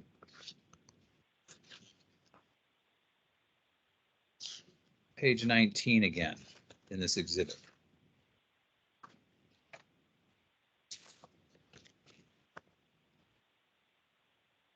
Okay. And I just want to refresh the third bullet. We're going to talk now about CSR loads, but did you see that? That was the third recommendation of L&E as to the individual, the CSR loads, correct? That's correct. So would you please go to Exhibit 23? Let me know when you're there. Okay. And there's a Q&A on page 2. The Q&A, Q4A4. You know when you see that. I see it. So first, let's start with the number. Go to line 21 and tell the board what the increase was for the CSR load based on L&E's assumptions. L&E's recommendation results in a 0.3% increase for the individual filing. And I will caveat that, as I did earlier, with L&E's recommendation did not suggest a number. It is MVP's interpretation of L&E's recommendation. Thank you very much. And then in the 2 paragraphs above that, you talk about the respectful disagreement. Why don't you just tell the board briefly what it is, and you can refer to that as needed. Sure. So in general, MVP disagrees that there's any data to support with, any significance behind it, that there will be membership shifts in a way that are material in one direction or another. MVP has provided data to L&E throughout the rate review process, and with that data, that is the data MVP used to come up with its assumptions that we don't believe there is, we don't have confidence in membership shifting one way or another that would impact the calculation of these CSR loads in the way that L&E suggested. But L&E felt differently, frankly. So it is, we understand their point and believe it is a reasonable interpretation of it. We are not fighting or not disagreeing with them on the grounds that what they're doing is incorrect. I think it is simply a difference of opinion and a difference of actuarial assumptions and interpretation of data that, is complex. So many different things leading to that conclusion. And we felt, and we continue to feel, that our assumption is the best reflection of the future. And L&E felt different, and we understand that. I will note that the change they recommended is an increase to the silver loads, which the way MVP interpreted that is we are increasing the on-exchange silver plans by the change in the load, but we are also decreasing the non-silver plans by a fraction of that. So when we say, I just want to make it clear to everybody that when we say a 0.3% increase, it is actually a roughly 0.4% increase to all on-exchange silver plans, and then a 0.1% decrease to the rest of the plans. And that 0.4% increase to the silver plans on exchange would be in assuming rational consumer behavior, and in the large part would not be felt by any consumers, because the only people buying on exchange silver plans in theory should be APTC eligible members, in which case the additional money would fall to the federal government through the subsidy. So in a net premium outlay for Vermonters perspective, that 0.3% increase would actually be a decrease. Okay, thank you. Would you please go to Exhibit 49? That was in the supplemental stipulated exhibit list. Exhibit 49, please. Okay, And this was prepared on July 14th, this past Friday, correct? that's correct. So this includes, and we're going to walk through it, but this includes the consideration of hospital budgets to date, correct? Correct. Would you please walk the board through this table? Sure. So I'll start at the top with the initial proposal. That's the numbers we spoke about at the beginning here today. Our initial proposals back in May. The second row is adjusted for the agreed changes from the L&E memo. So the only thing this does not include is that 0.3% for the CSR that we've been discussing. MVP respectfully disagrees with that recommendation. So here we are attempting to quantify what MVP believes the new rate increase should be, given the factors that have come to light through the review process.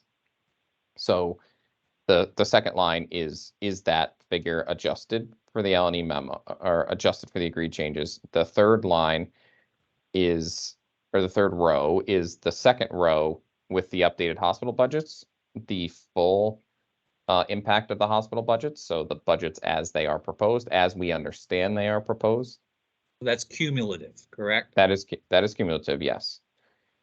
And the last row is essentially the same thing, but just the budget's reduced by 17%, which is why you can see those numbers go down by roughly a percentage point or so.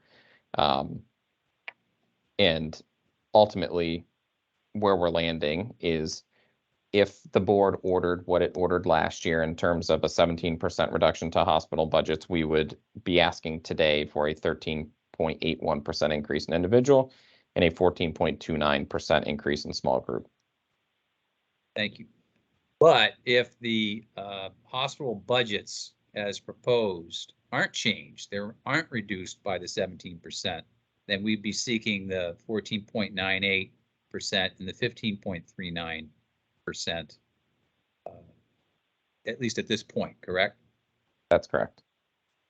And what's the asterisk about at the bottom footnote? Yeah, I think that this goes to what you had presented earlier, Gary, that we are generally uncomfortable with the quantification of the hospital budgets right now. And to be frank with everybody, we are not sure if our quantification is over or understating what the numbers are. It's truly an unknown. So that's, part of the confusion or the uncomfortability. But the asterisk is really just noting that if it becomes more clear, or if there is a table provided, we would like the opportunity to restate these numbers with no other changes, but just adjusting the hospital budget figures. Fair enough. And just to make the exhibit clear, the 0.3 for the CSR load, that would only apply to individual, and you would add the 0.3 to those last two rows if the board chose to do that, correct? That's correct. Thank you. So would you please go, I want to talk about non-actuarial issues now. Would you go to your pre-filed testimony, Exhibit 17?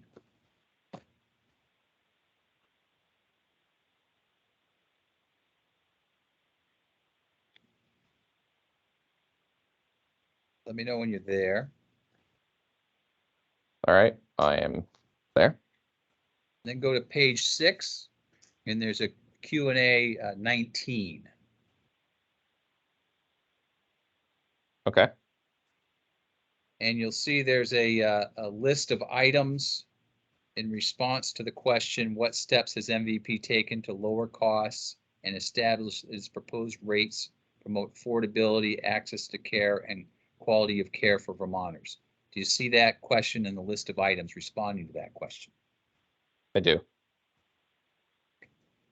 And do you also see that the individual items, some of them have a reference to seeing a later question and answer? Do you see that? Yes. What's the purpose of that, please? The purpose is to go into deeper detail on what we are doing for each of those items.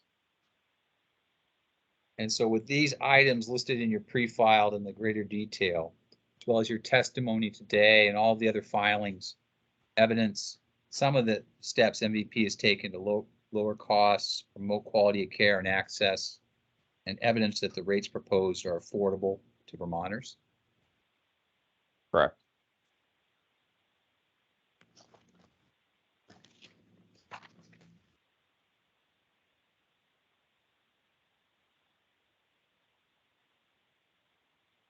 In your opinion, will short-term underpricing make insurance more affordable in the long run? No, Why not? it doesn't solve any of the fundamental issues that are driving it. Essentially, underpricing will just result in unless there is unexpected favorable experience, will just result in a higher rate required in the following year. Higher rate increase, I should say, not a higher rate. Thank you. And then keeping in mind that the summary table we just looked at, which was Exhibit 49, do MVP's proposed rates as modified by your testimony and other evidence provided before and during the hearing support and evidence an individual rate of 13.81% and small groups of 14.9%, 14.29%, which includes the hospital budget estimates you discussed today with a 17% reduction.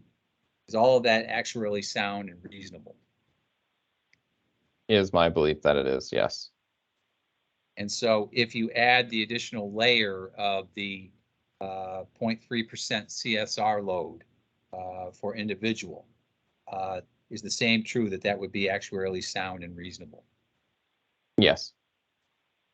And would the same be true if the hospital budgets were not reduced by the 17%? So you had a 14.98 individual and a 15.39 small group. Would that be actuarially sound and reasonable? Yes. And then if you add the additional layer to those two numbers, to the individual 14.98 of a 0.3% for the CSR load on individual, would that be actuarially sound and reasonable? Yes. Do the rate filing, other evidence in your testimony today support a conclusion by the board that the MVP rates meet the standard of affordability? Yes. Does the rate filing, other evidence in your testimony today support a conclusion by the board that the rates promote quality of care and access to health care? Yes. Does the rate filing, other evidence in your testimony today support a conclusion by the board that MVP rates are not unjust, unfair, inequitable, misleading, or contrary to law? Yes. Is there sufficient evidence that the rates reasonably are based on data that we have? Yes. Is there sufficient evidence that the rates are actually sound and fairly charged premium for services covered? Yes. Is there sufficient evidence presented by MVP that the rates are not excessive, inadequate, or unfairly discriminatory? Yes. Are the rates reasonable relative to the benefits that are offered? Yes.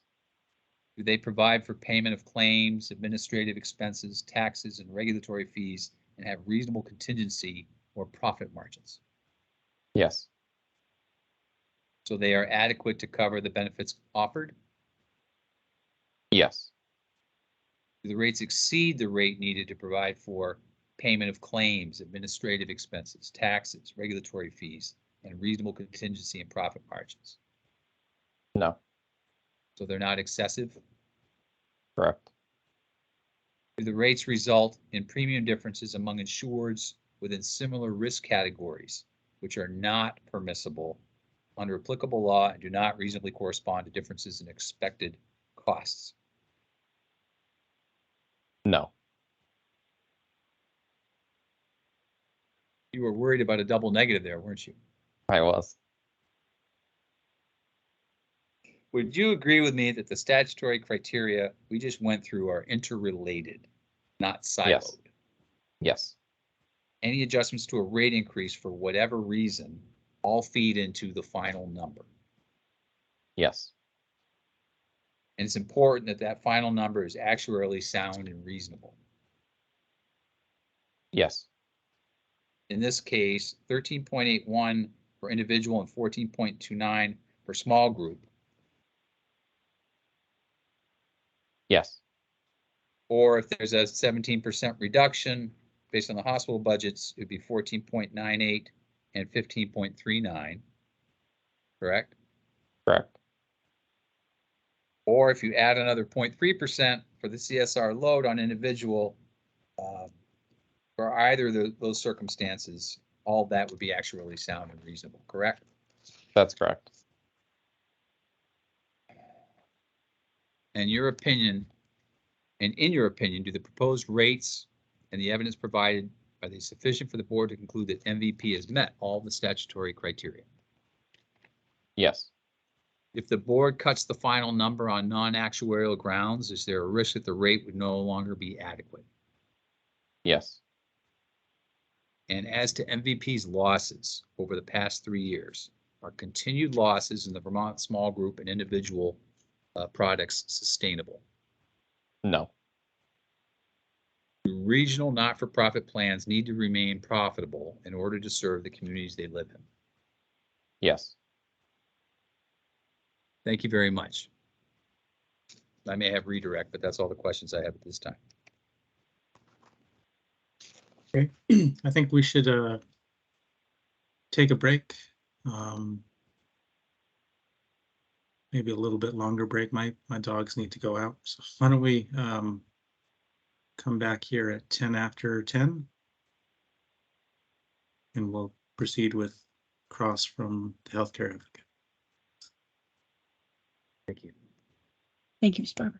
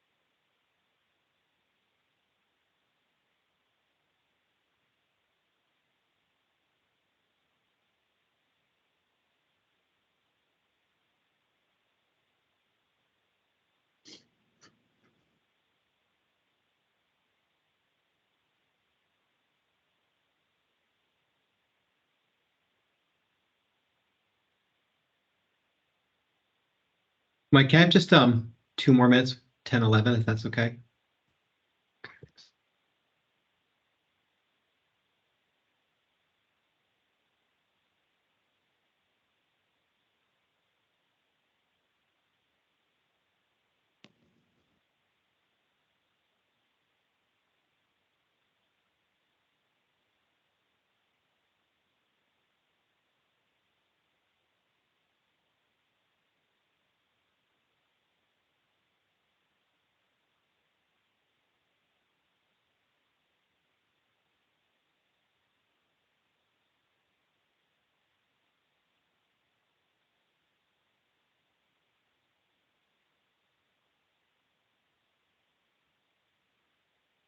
Thank you, Mike. I'm ready if everyone else is whenever you are.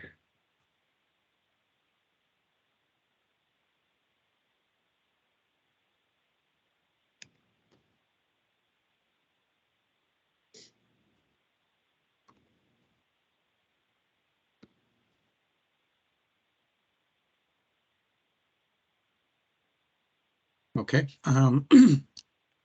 let's go back on record. On the record, council? We just completed the direct testimony of Christopher Pontiff and Eric, or Mr. Schulteis, or Mr. Becker. Do you have questions for Mr. Pontiff? I do, Hearing Officer Barber. Hello, Mr. Pontiff. Hi, how are you? Good. Monday morning, right? I have a few topics I want to discuss with you. But before we start that discussion, I just want to cover a few preliminary things. So kind of like Mr. Carnegie, I'm going to try to guide you to the relevant document, but please let me know if, it takes you a little longer to find the page. I imagine that I'll probably be the one who it takes longer. I have very large hands and they don't play well with paper. So I'm also going to be referencing, as Mr. Carnegie did, the red pages numbers on the bottom. And so I also want to say, so we've seen each other during the QHP filings for a few years now. Would it be okay if I called you Chris and you called me Eric? Yep, sounds good. Okay. And then, so lastly, so kind of similar to the issues doing math, but likely even more problematic. So for some unknown reason, I've stopped being able to say the word actuarially on Sunday afternoon. So it is not a professional slight. It is my problem. So bear with me. So we're going to jump in. Would you turn to MVP's individual market memo, so which is Exhibit 1 at page 17, and let me know when you're there.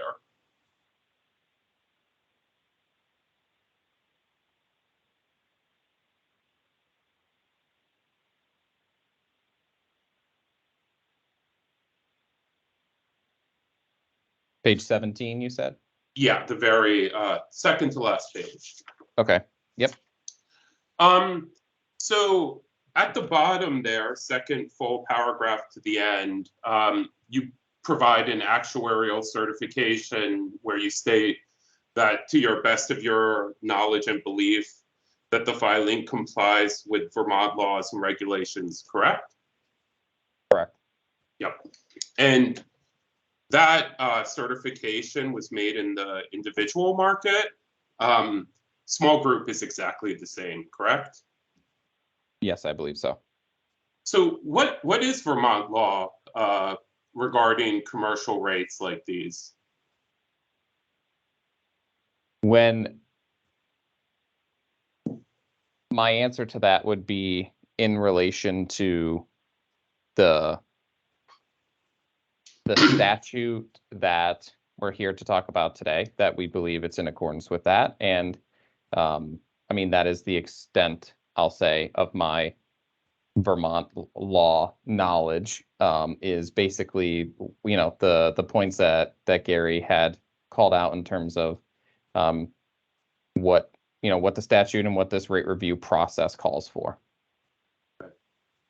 And so thinking about the affordability standard, or assessing affordability, and speaking of affordability, not in terms of whether a rate is excessive or inadequate, do you have professional or academic training in assessing affordability?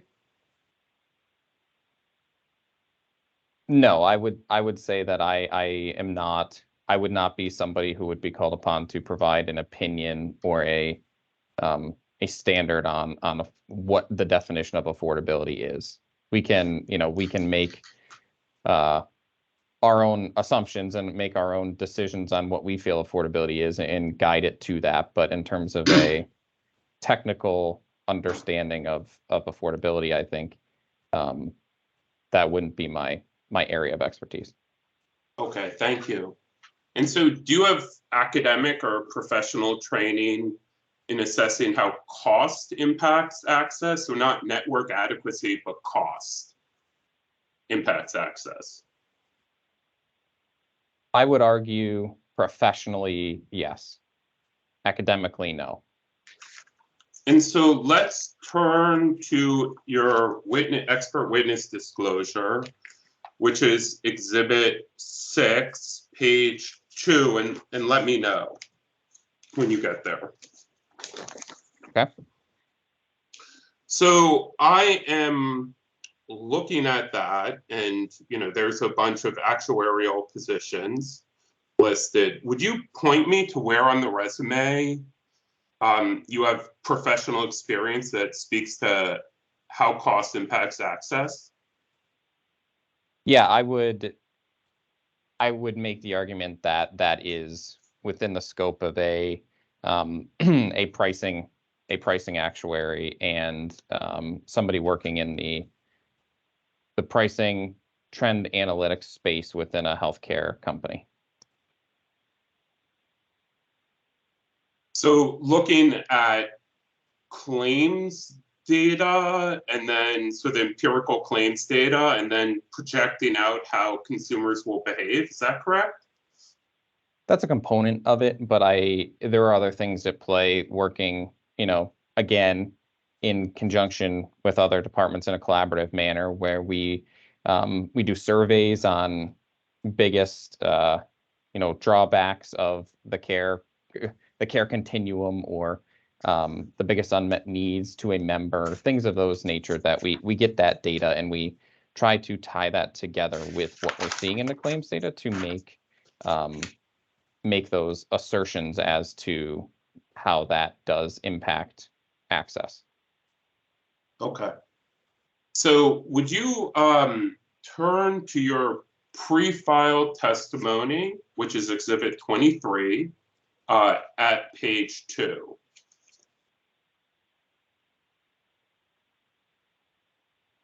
Let me know when you're there. Yep, Okay. I'm there. So we're going to talk a little bit about silver alignment or CSR load, depending on what terminology you want to use. I'm going to use silver alignment, and you should just hear that as being synonymous with CSR load. Would you read the last sentence of the last full paragraph? The sentence starts with membership shifts should not be standardized. Yep. Membership shifts should not be standardized across the rate review process, as each assumption should be evaluated independently. So when you say each assumption should be evaluated independently, could you explain what you mean?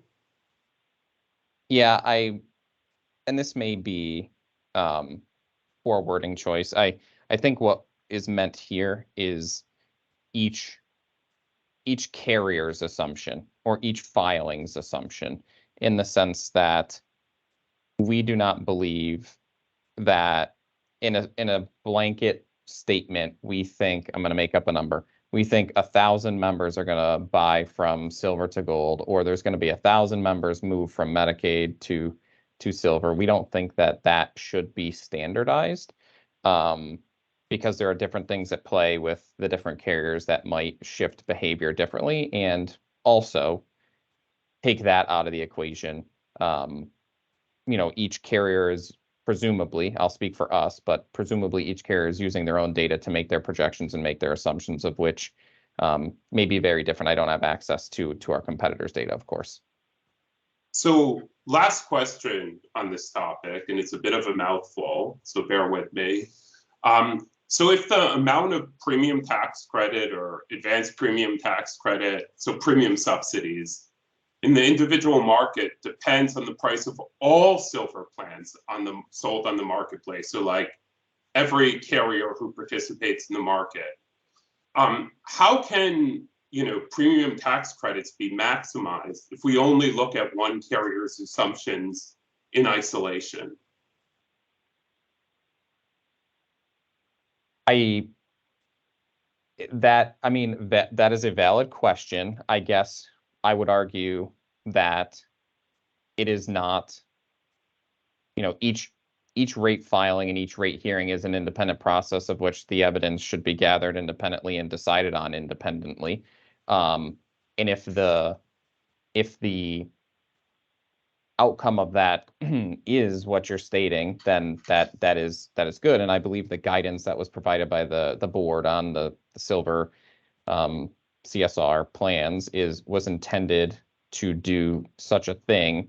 But I don't feel it would be appropriate to use information in another, I don't know, I'll try to use a legal term, in another proceeding that might impact something we're doing here. I think the guidance, in our opinion at MVP, the guidance was the attempt to do some form of standardization, and then there is that freedom within to interpret how you interpret and make strategic decisions as a company in the way that you choose to. And if you take the result of what both carriers do and you make a decision on that, then I would say that wouldn't be treating each carrier's filing independently.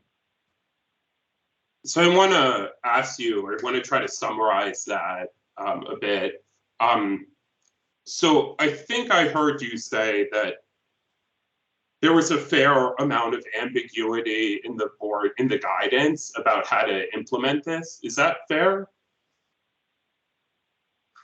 I don't know that ambiguity is the word. I would say the guidance was pretty clear on what to do. But the result of that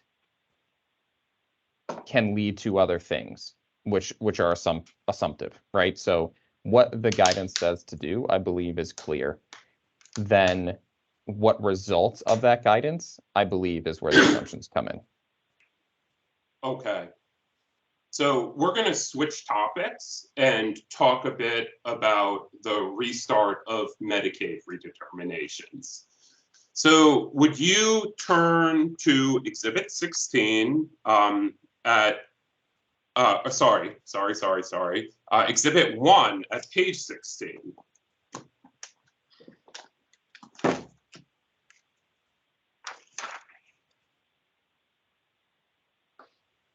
Hearing officer, would it be okay if I just called back in with my backup recorder really quickly? We'll just take one moment. Yes, why don't we Oh, thank you so take a much. pause, Mr. Schultz? I'm so sorry. Thank you. Mhm.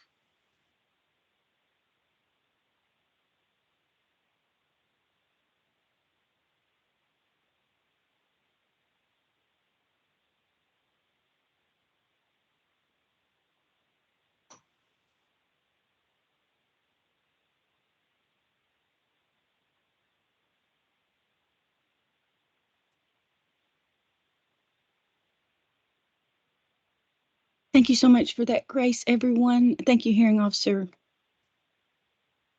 No problem. Go ahead, Mr. Schultz.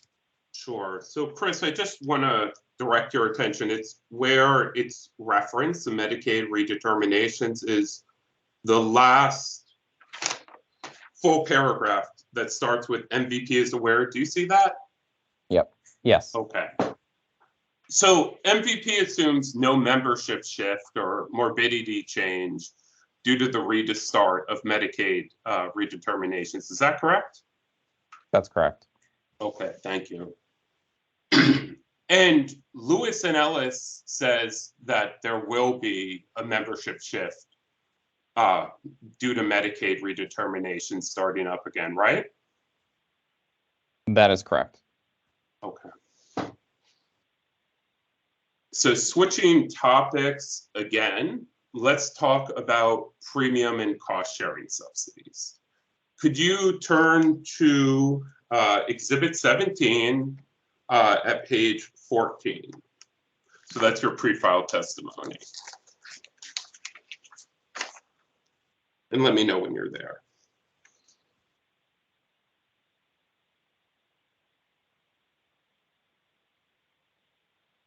Okay, I'm there. Okay, so would you read the first paragraph of A28? So that's lines 10 through 14. Sure. MVP works with its members to help members take advantage of federal and state cost sharing incentives or subsidies in the individual market to help members maximize their benefit and pick the right cost plan. MVP supports and guides taxpayers who may be eligible for premium assistance through the federal advanced premium tax credits for the individual market, which further increases affordability. So, you know, other than third parties like Vermont Health Connect or the HCA or low income tax preparation surveys, what does MVP do to help members take advantage of federal and state premium subsidies? Yeah, so I'm not sure if it's a reference and an answer to a question somewhere else, but I'll state it that we reach out to members who are on the individual market who we determine are eligible for tax subsidies or may be eligible for subsidies, right? Because we do not get necessarily income information on members, so it can be difficult to understand who's eligible and who's not by just looking at the population if they're not getting it already, and we see that through the data. So we do reach out and direct members to look at the Vermont Health Connect website and go through the process to understand whether or not they have the ability to get more affordable coverage. And what we've done recently is, and I believe last year we made an effort to, especially with the increased tax subsidies through the ARPA, we reached out or attempted to reach out. I can't say we connected with, but we made an attempt with all of our direct enroll individual members, saying, you know, these subsidies got expanded and now they are, you know, it is a high percentage of the federal poverty level, and most people get some form of assistance. So please, you know, check out the Vermont Health Connect website where you can go through. I don't know the exact process, but I assume there's some calculator to, you know, determine what kind of coverage you may get and direct them to enroll through the Vermont Health Connect, as that is, you know, you know this, but directly enrolling through MVP excludes from any subsidies that they could get. It has to be through that venue. So we do encourage our direct enroll members to do that, and we do send out. I think we've made posts, we've sent out mailings saying things such as, you know, promoting those avenues and promoting, hey, you can get federal assistance, things like that. So I'm going to just try to summarize again, or you can say whether my understanding is correct or not of what you just said. So MVP has a bunch of communications to members, mostly on the direct enrollee side, that they should contact Vermont Health Connect. Is that correct? Yeah, and I'll be careful in my wording, but yes, essentially they should go through the process, I will say. The communication is intended to educate the members to go through the process that would allow them to understand whether or not there are assistance programs available to them. Okay. So would you read lines 15 and 16? So that's the first sentence of the second paragraph in A28. Yes, MVP reduces out-of-pocket costs for enrollees earning from 100 to 300% of the federal poverty level through cost-sharing reductions. Okay. So if you could just clear something up for me. So does MVP fund cost-sharing subsidies in addition to those paid for by the state and federal governments?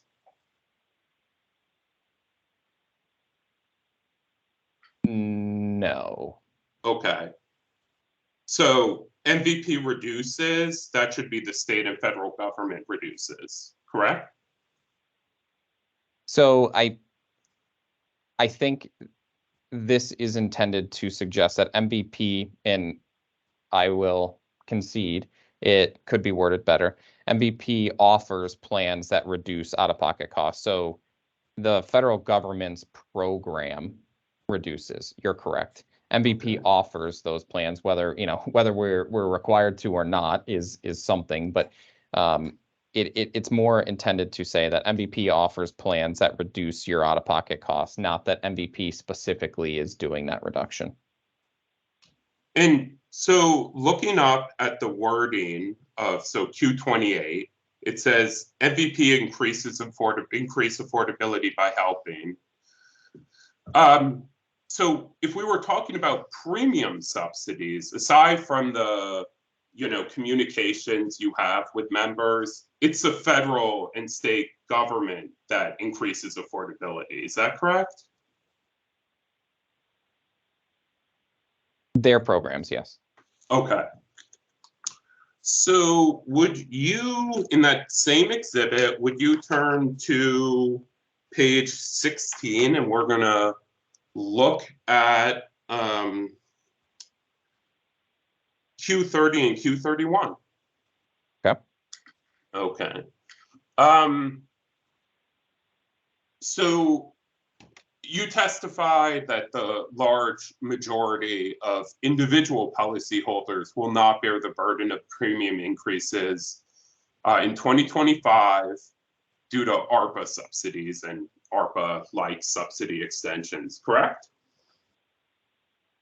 The vast majority will be protected against the full rate increase, yes. They will feel an increase to the extent that the federal poverty level changes or they have income changes that would impact their subsidy level. But assuming a flat federal poverty level and the same income as the prior year, a member in the individual market who is receiving a subsidy would have no rate increase. Thank you. I should have said all else being equal, but I sometimes forget to say that clause. So individual policyholders who purchase direct from MVP, whether by mistake or choice, they're not going to get premium subsidies, correct? That is correct. And that is, yes, that is correct. And so small group policyholders, excluding the folks who aren't offered MEC, they're not going to be protected by the increases. Is that correct? Small group, that is correct. I don't, yes, they will feel the full rate increase. So you mentioned that policyholders in the individual market, most policyholders in the individual market will be protected through 2025. So under current law, the premium increases we approve today, if any are approved by the board, will impact the size of the cliff, quote unquote, at 401% of FPL in 2026, correct? Yes. Okay. So we are almost done, just two more topics to cover. Would you turn to MVPs 20, 2021 annual report, which is Exhibit 26. No, I messed up again. Exhibit 25. Okay. Okay. So looking at page 1, your name isn't listed, correct, on that page? That's correct. And Eric, just for a second, I want to just confirm we're on the right exhibit. I Mhm. believe I'm on 25 and it's the 22 annual statement. So I don't know if you want to be on 22 or 21. Oh, I wanted to be, the same thing is true for Exhibit 26. So I thought I was wrong about thinking I was wrong, if that makes sense. Double Yep, nope. negatives again. Nope, that makes sense. And yes, I agree. My name is not on either. Okay. And so do you have personal knowledge about MVP Health Plan's finances and financial health? To a degree. Okay. And so do you have specific information? Do you have not personal knowledge of the specific information that's in the annual statement? Depending on the question, I may or I may not. I can't. There are some items in here that I am unfamiliar with, and there are some items that I'm familiar with. I did not produce the document, but I am familiar with it. But that doesn't mean that I am an expert on everything in it, or frankly know everything about it. And I'm assuming the same is true for the financial methods that are used to derive the reported numbers. The same is true, yes. Depending on the line, I may be intimately familiar, and others I may have no familiarity whatsoever.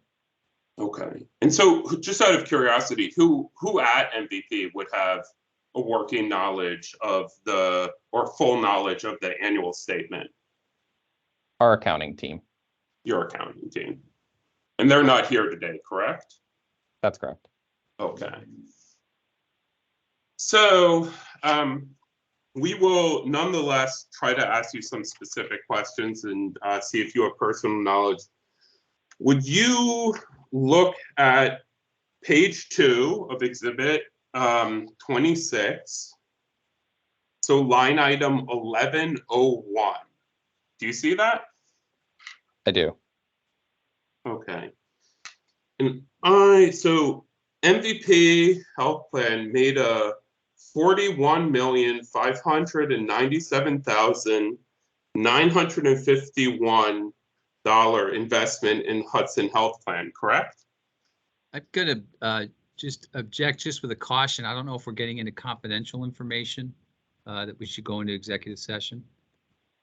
So all of this is my understanding is all of this is publicly reported in the annual statement. That's going to be the content of my cross. So I don't think we need to, but maybe that's what you're saying, just a caution. I didn't know where your line was going. I would just Okay. ask the witness, are we getting into confidential information? We should go into executive session. Not yet. Okay, I'll try to be polite and not interrupt, but I will if we. No, fair enough. So going back to that, you said it's correct that MVP Health Plan made a $41.597 $1 million investment in Hudson Health, correct? So I don't believe I answered the question at all. I'll tell you what I know. Okay. MVP acquired Hudson Health Plan many years ago, and what I know about this is that it is a no asset change to MVP as a result of this transaction. I believe it is the closing down of Hudson Health Plan entirely and moving the assets to MVP Health Plan. Now that's the extent of the financial, so I am not an accountant, I will give you that, but it is a Hudson Health Plan has been acquired or was acquired by MVP many years ago, and this write-in on the assets is a net zero total change year over year assets to MVP. And that's the extent of it that I know.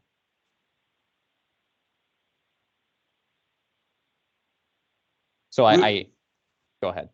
Sorry. I was just wondering if you could explain, when you say a net asset change of 0, is that it's what that means? So is that there's a write-in in terms of assets, and then there's a corresponding entry in the ledger for a debit?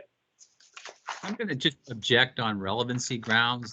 This relates to the New York business, not the Vermont business, and I don't see how this is relevant to this rate filing.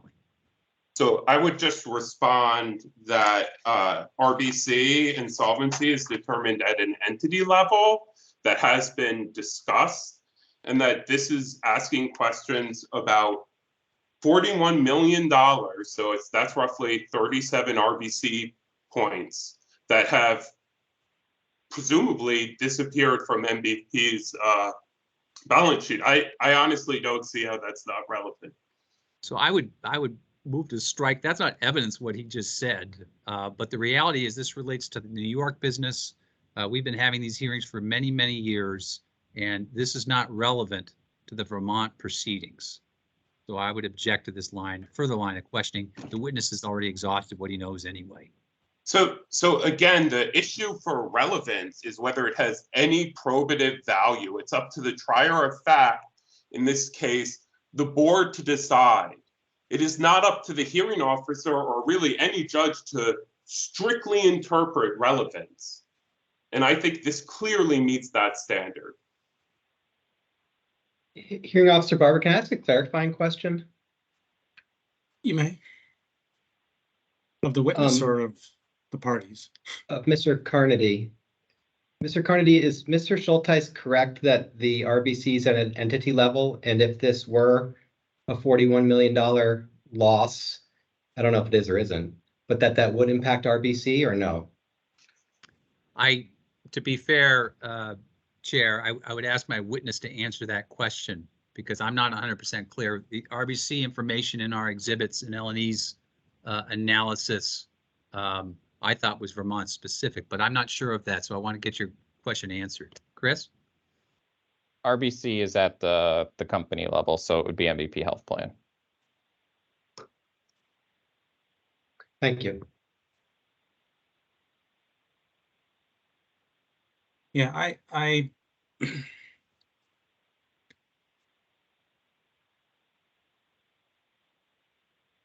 it does bear some relevance to MVP's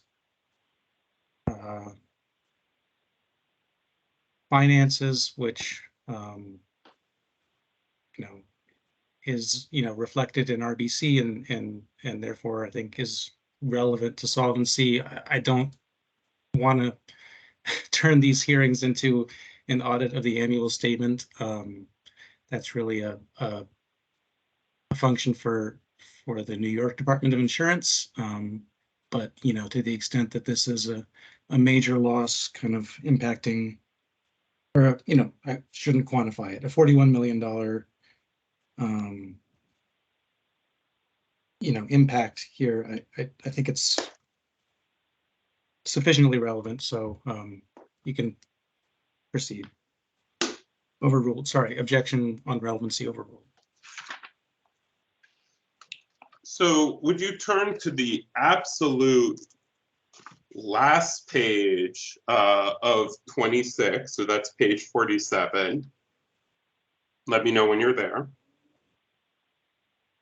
I'm there. Okay, so on the far left of that is, so that's the corporate structure of, and so all corporate parents and siblings of MVP Healthcare, correct? That's correct. And over on the left, MVP Health Plan is listed, correct?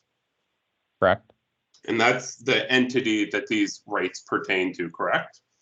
Correct. And under MVP Health Plan, so as a corporate subsidiary or child, is Hudson Health Plan Inc., correct? Correct. Okay. And so I'm assuming that's the Hudson Health Plan Inc. is the company that the $41.597 million investment was in, correct? It's the same thing. That's correct. Okay.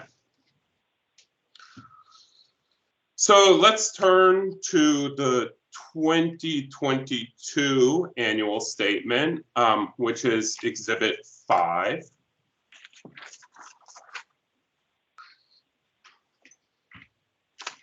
And let's turn in particular to the last page of that, so page 49. Let me know when you're there. I'm there. What was the Okay. exhibit number, please? Exhibit 25.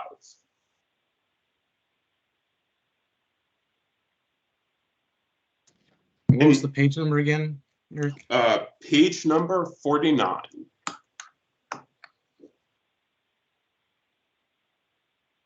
Let me know when you're there, Gary.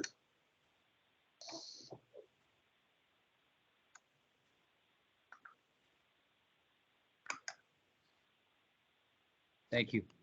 Okay. So over, and that's again, that's a corporate structure of MVP Healthcare, correct? Correct. And then over on the left again, it's listed MVP Health Plan Inc., correct? Correct. And looking at that chart, so MVP Health Plan Inc. doesn't have any corporate children, or if you want to call them subsidiaries, correct? Correct. Okay.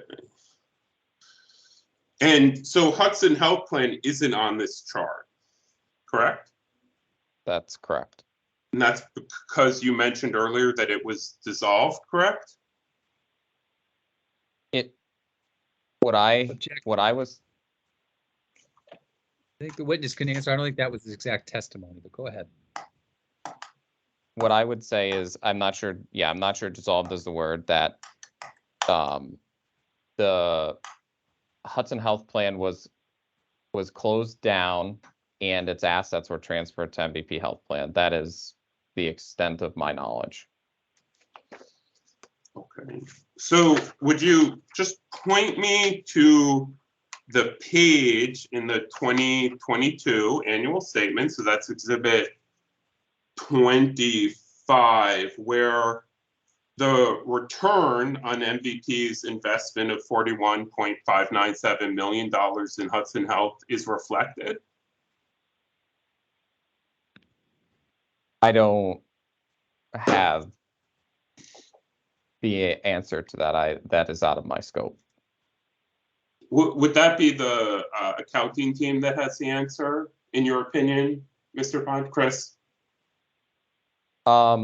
Yes, the accounting team would have the answer as to this whole situation and the accounting of it. I am a little bit careful to call it an investment, and where the return on that investment would be articulated if it was acquiring a company. But again, I am not an accountant, and so I'm not intimately familiar with this and or the accounting that went into the numbers on the specific lines. So did you say, Chris, that you weren't sure if it's an investment, would be called an investment, correct? I'm not sure. So the details of the write-in says investment. That is true. But I'm not sure the accounting that's going on here is an investment.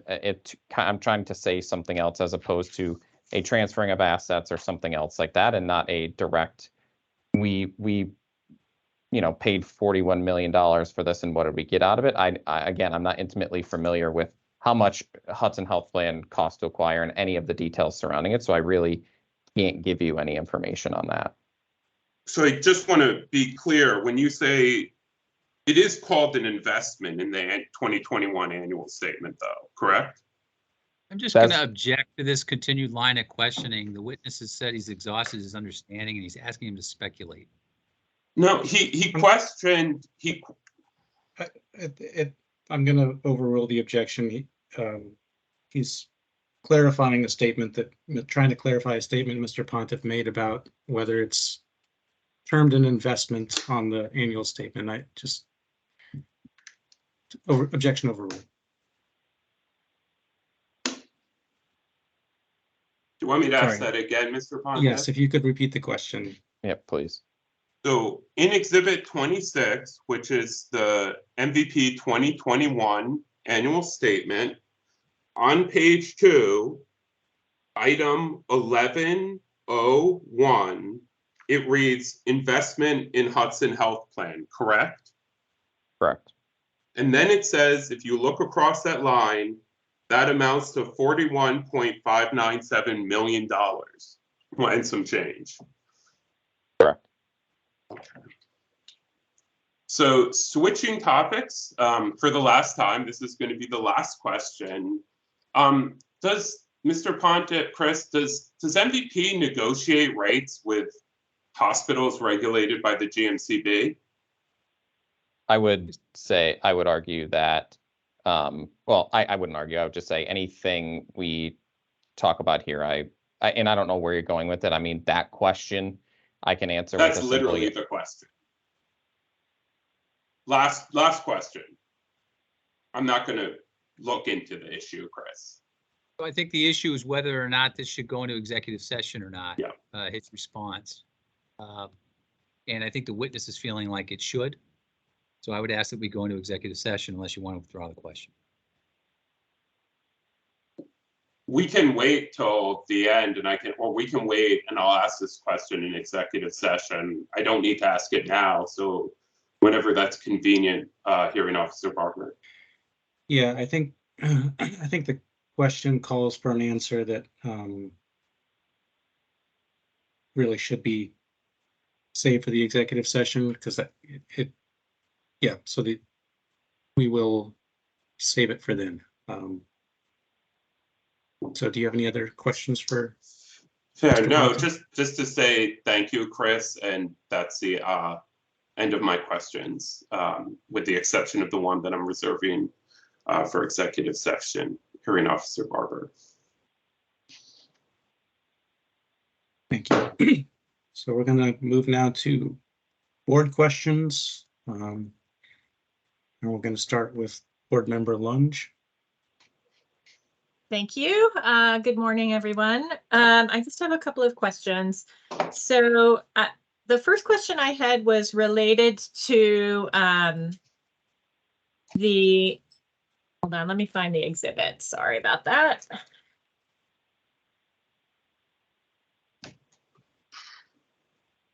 Okay, it is Exhibit 17, the pre-filed testimony, page 17. And Chris, let me know when you're there, and please feel free to call me Robin. 1717. 1717. All right, I'm there. Great. So I wanted to ask you a little bit about your answer to question 34 related to MVP's plans for moving forward with fixed perspective payments. Could you elaborate a little bit about the direction that you believe the company will be going in relationship to this topic? Yes, I'm wondering if this is confidential, if this should be executive session as well. Sure, I was thinking I wasn't specifically asking about specific negotiations that you may be currently engaging in, but I'm happy to save it for executive session if you need to get into confidential negotiations to answer it. I'm happy to answer on a broader sense. Can you just restate the question and I can answer without going into detail?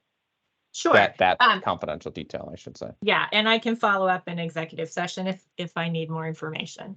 So I'm interested in learning more about the direction that the company is going in terms of capitation and fixed perspective payments, both for the primary care capitation model referred to in your answer, as well as more broadly with other types of providers. Yeah, so I think, and I know Robin, I'm on, and I know you are as well, the whole global hospital budget team there.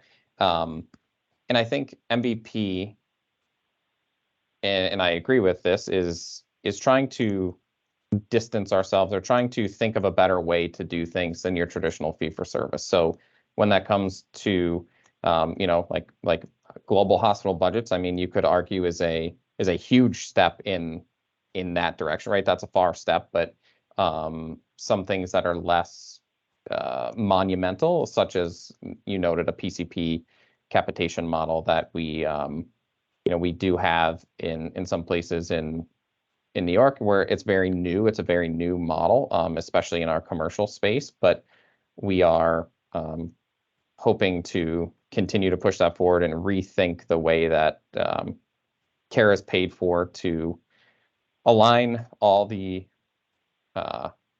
behavior in the right way, right? Like we should be incentivizing high quality care, getting rid of low value care, doing all of those things. And I think we all on this call would agree fee for service has been the standard for a long time and probably doesn't achieve all the things that we think we should achieve. So MVP is definitely committed to fixed perspective payment models and working to understand what those are and how those work. Now, in terms of getting things done, of course, it takes two to tango, and there are factors at play there. But we continue to develop and we continue to have discussions both internally and externally as far as what's the appropriate way to get off of this I go to the doctor and I get paid for it model that's existed for as long as I've been doing it.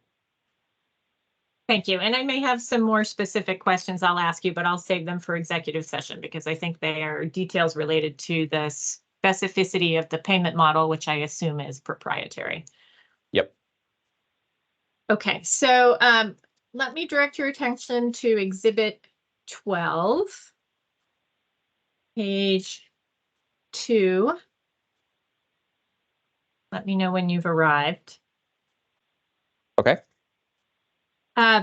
So I wanted to ask you a couple questions about the Act 131, Vermont Act 131, and your work with your pharmacy benefit manager related to that act.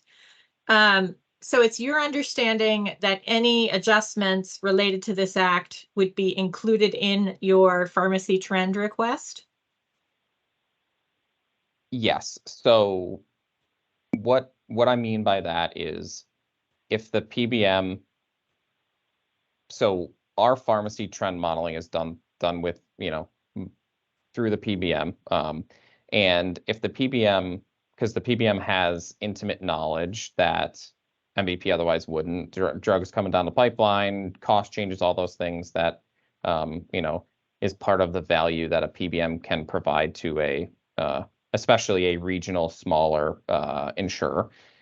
If they felt that this act was going to do something material to utilization or cost or something within the Vermont landscape, they would have made those adjustments in their model that then flow through to our trends. So I think that's what we're trying to articulate. Now, as far as if they did or not, I don't.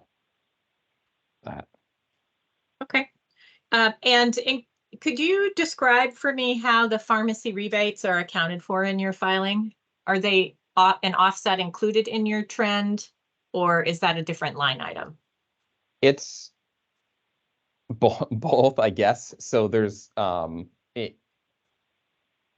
we have the trend, which is on an allowed basis. It's gross of rebates, doesn't take into account rebates at all. And then we do have a separate line item which takes into account the rebates that we've the rebates that we received in the experience period to offset the expense, and then our projection of that going forward.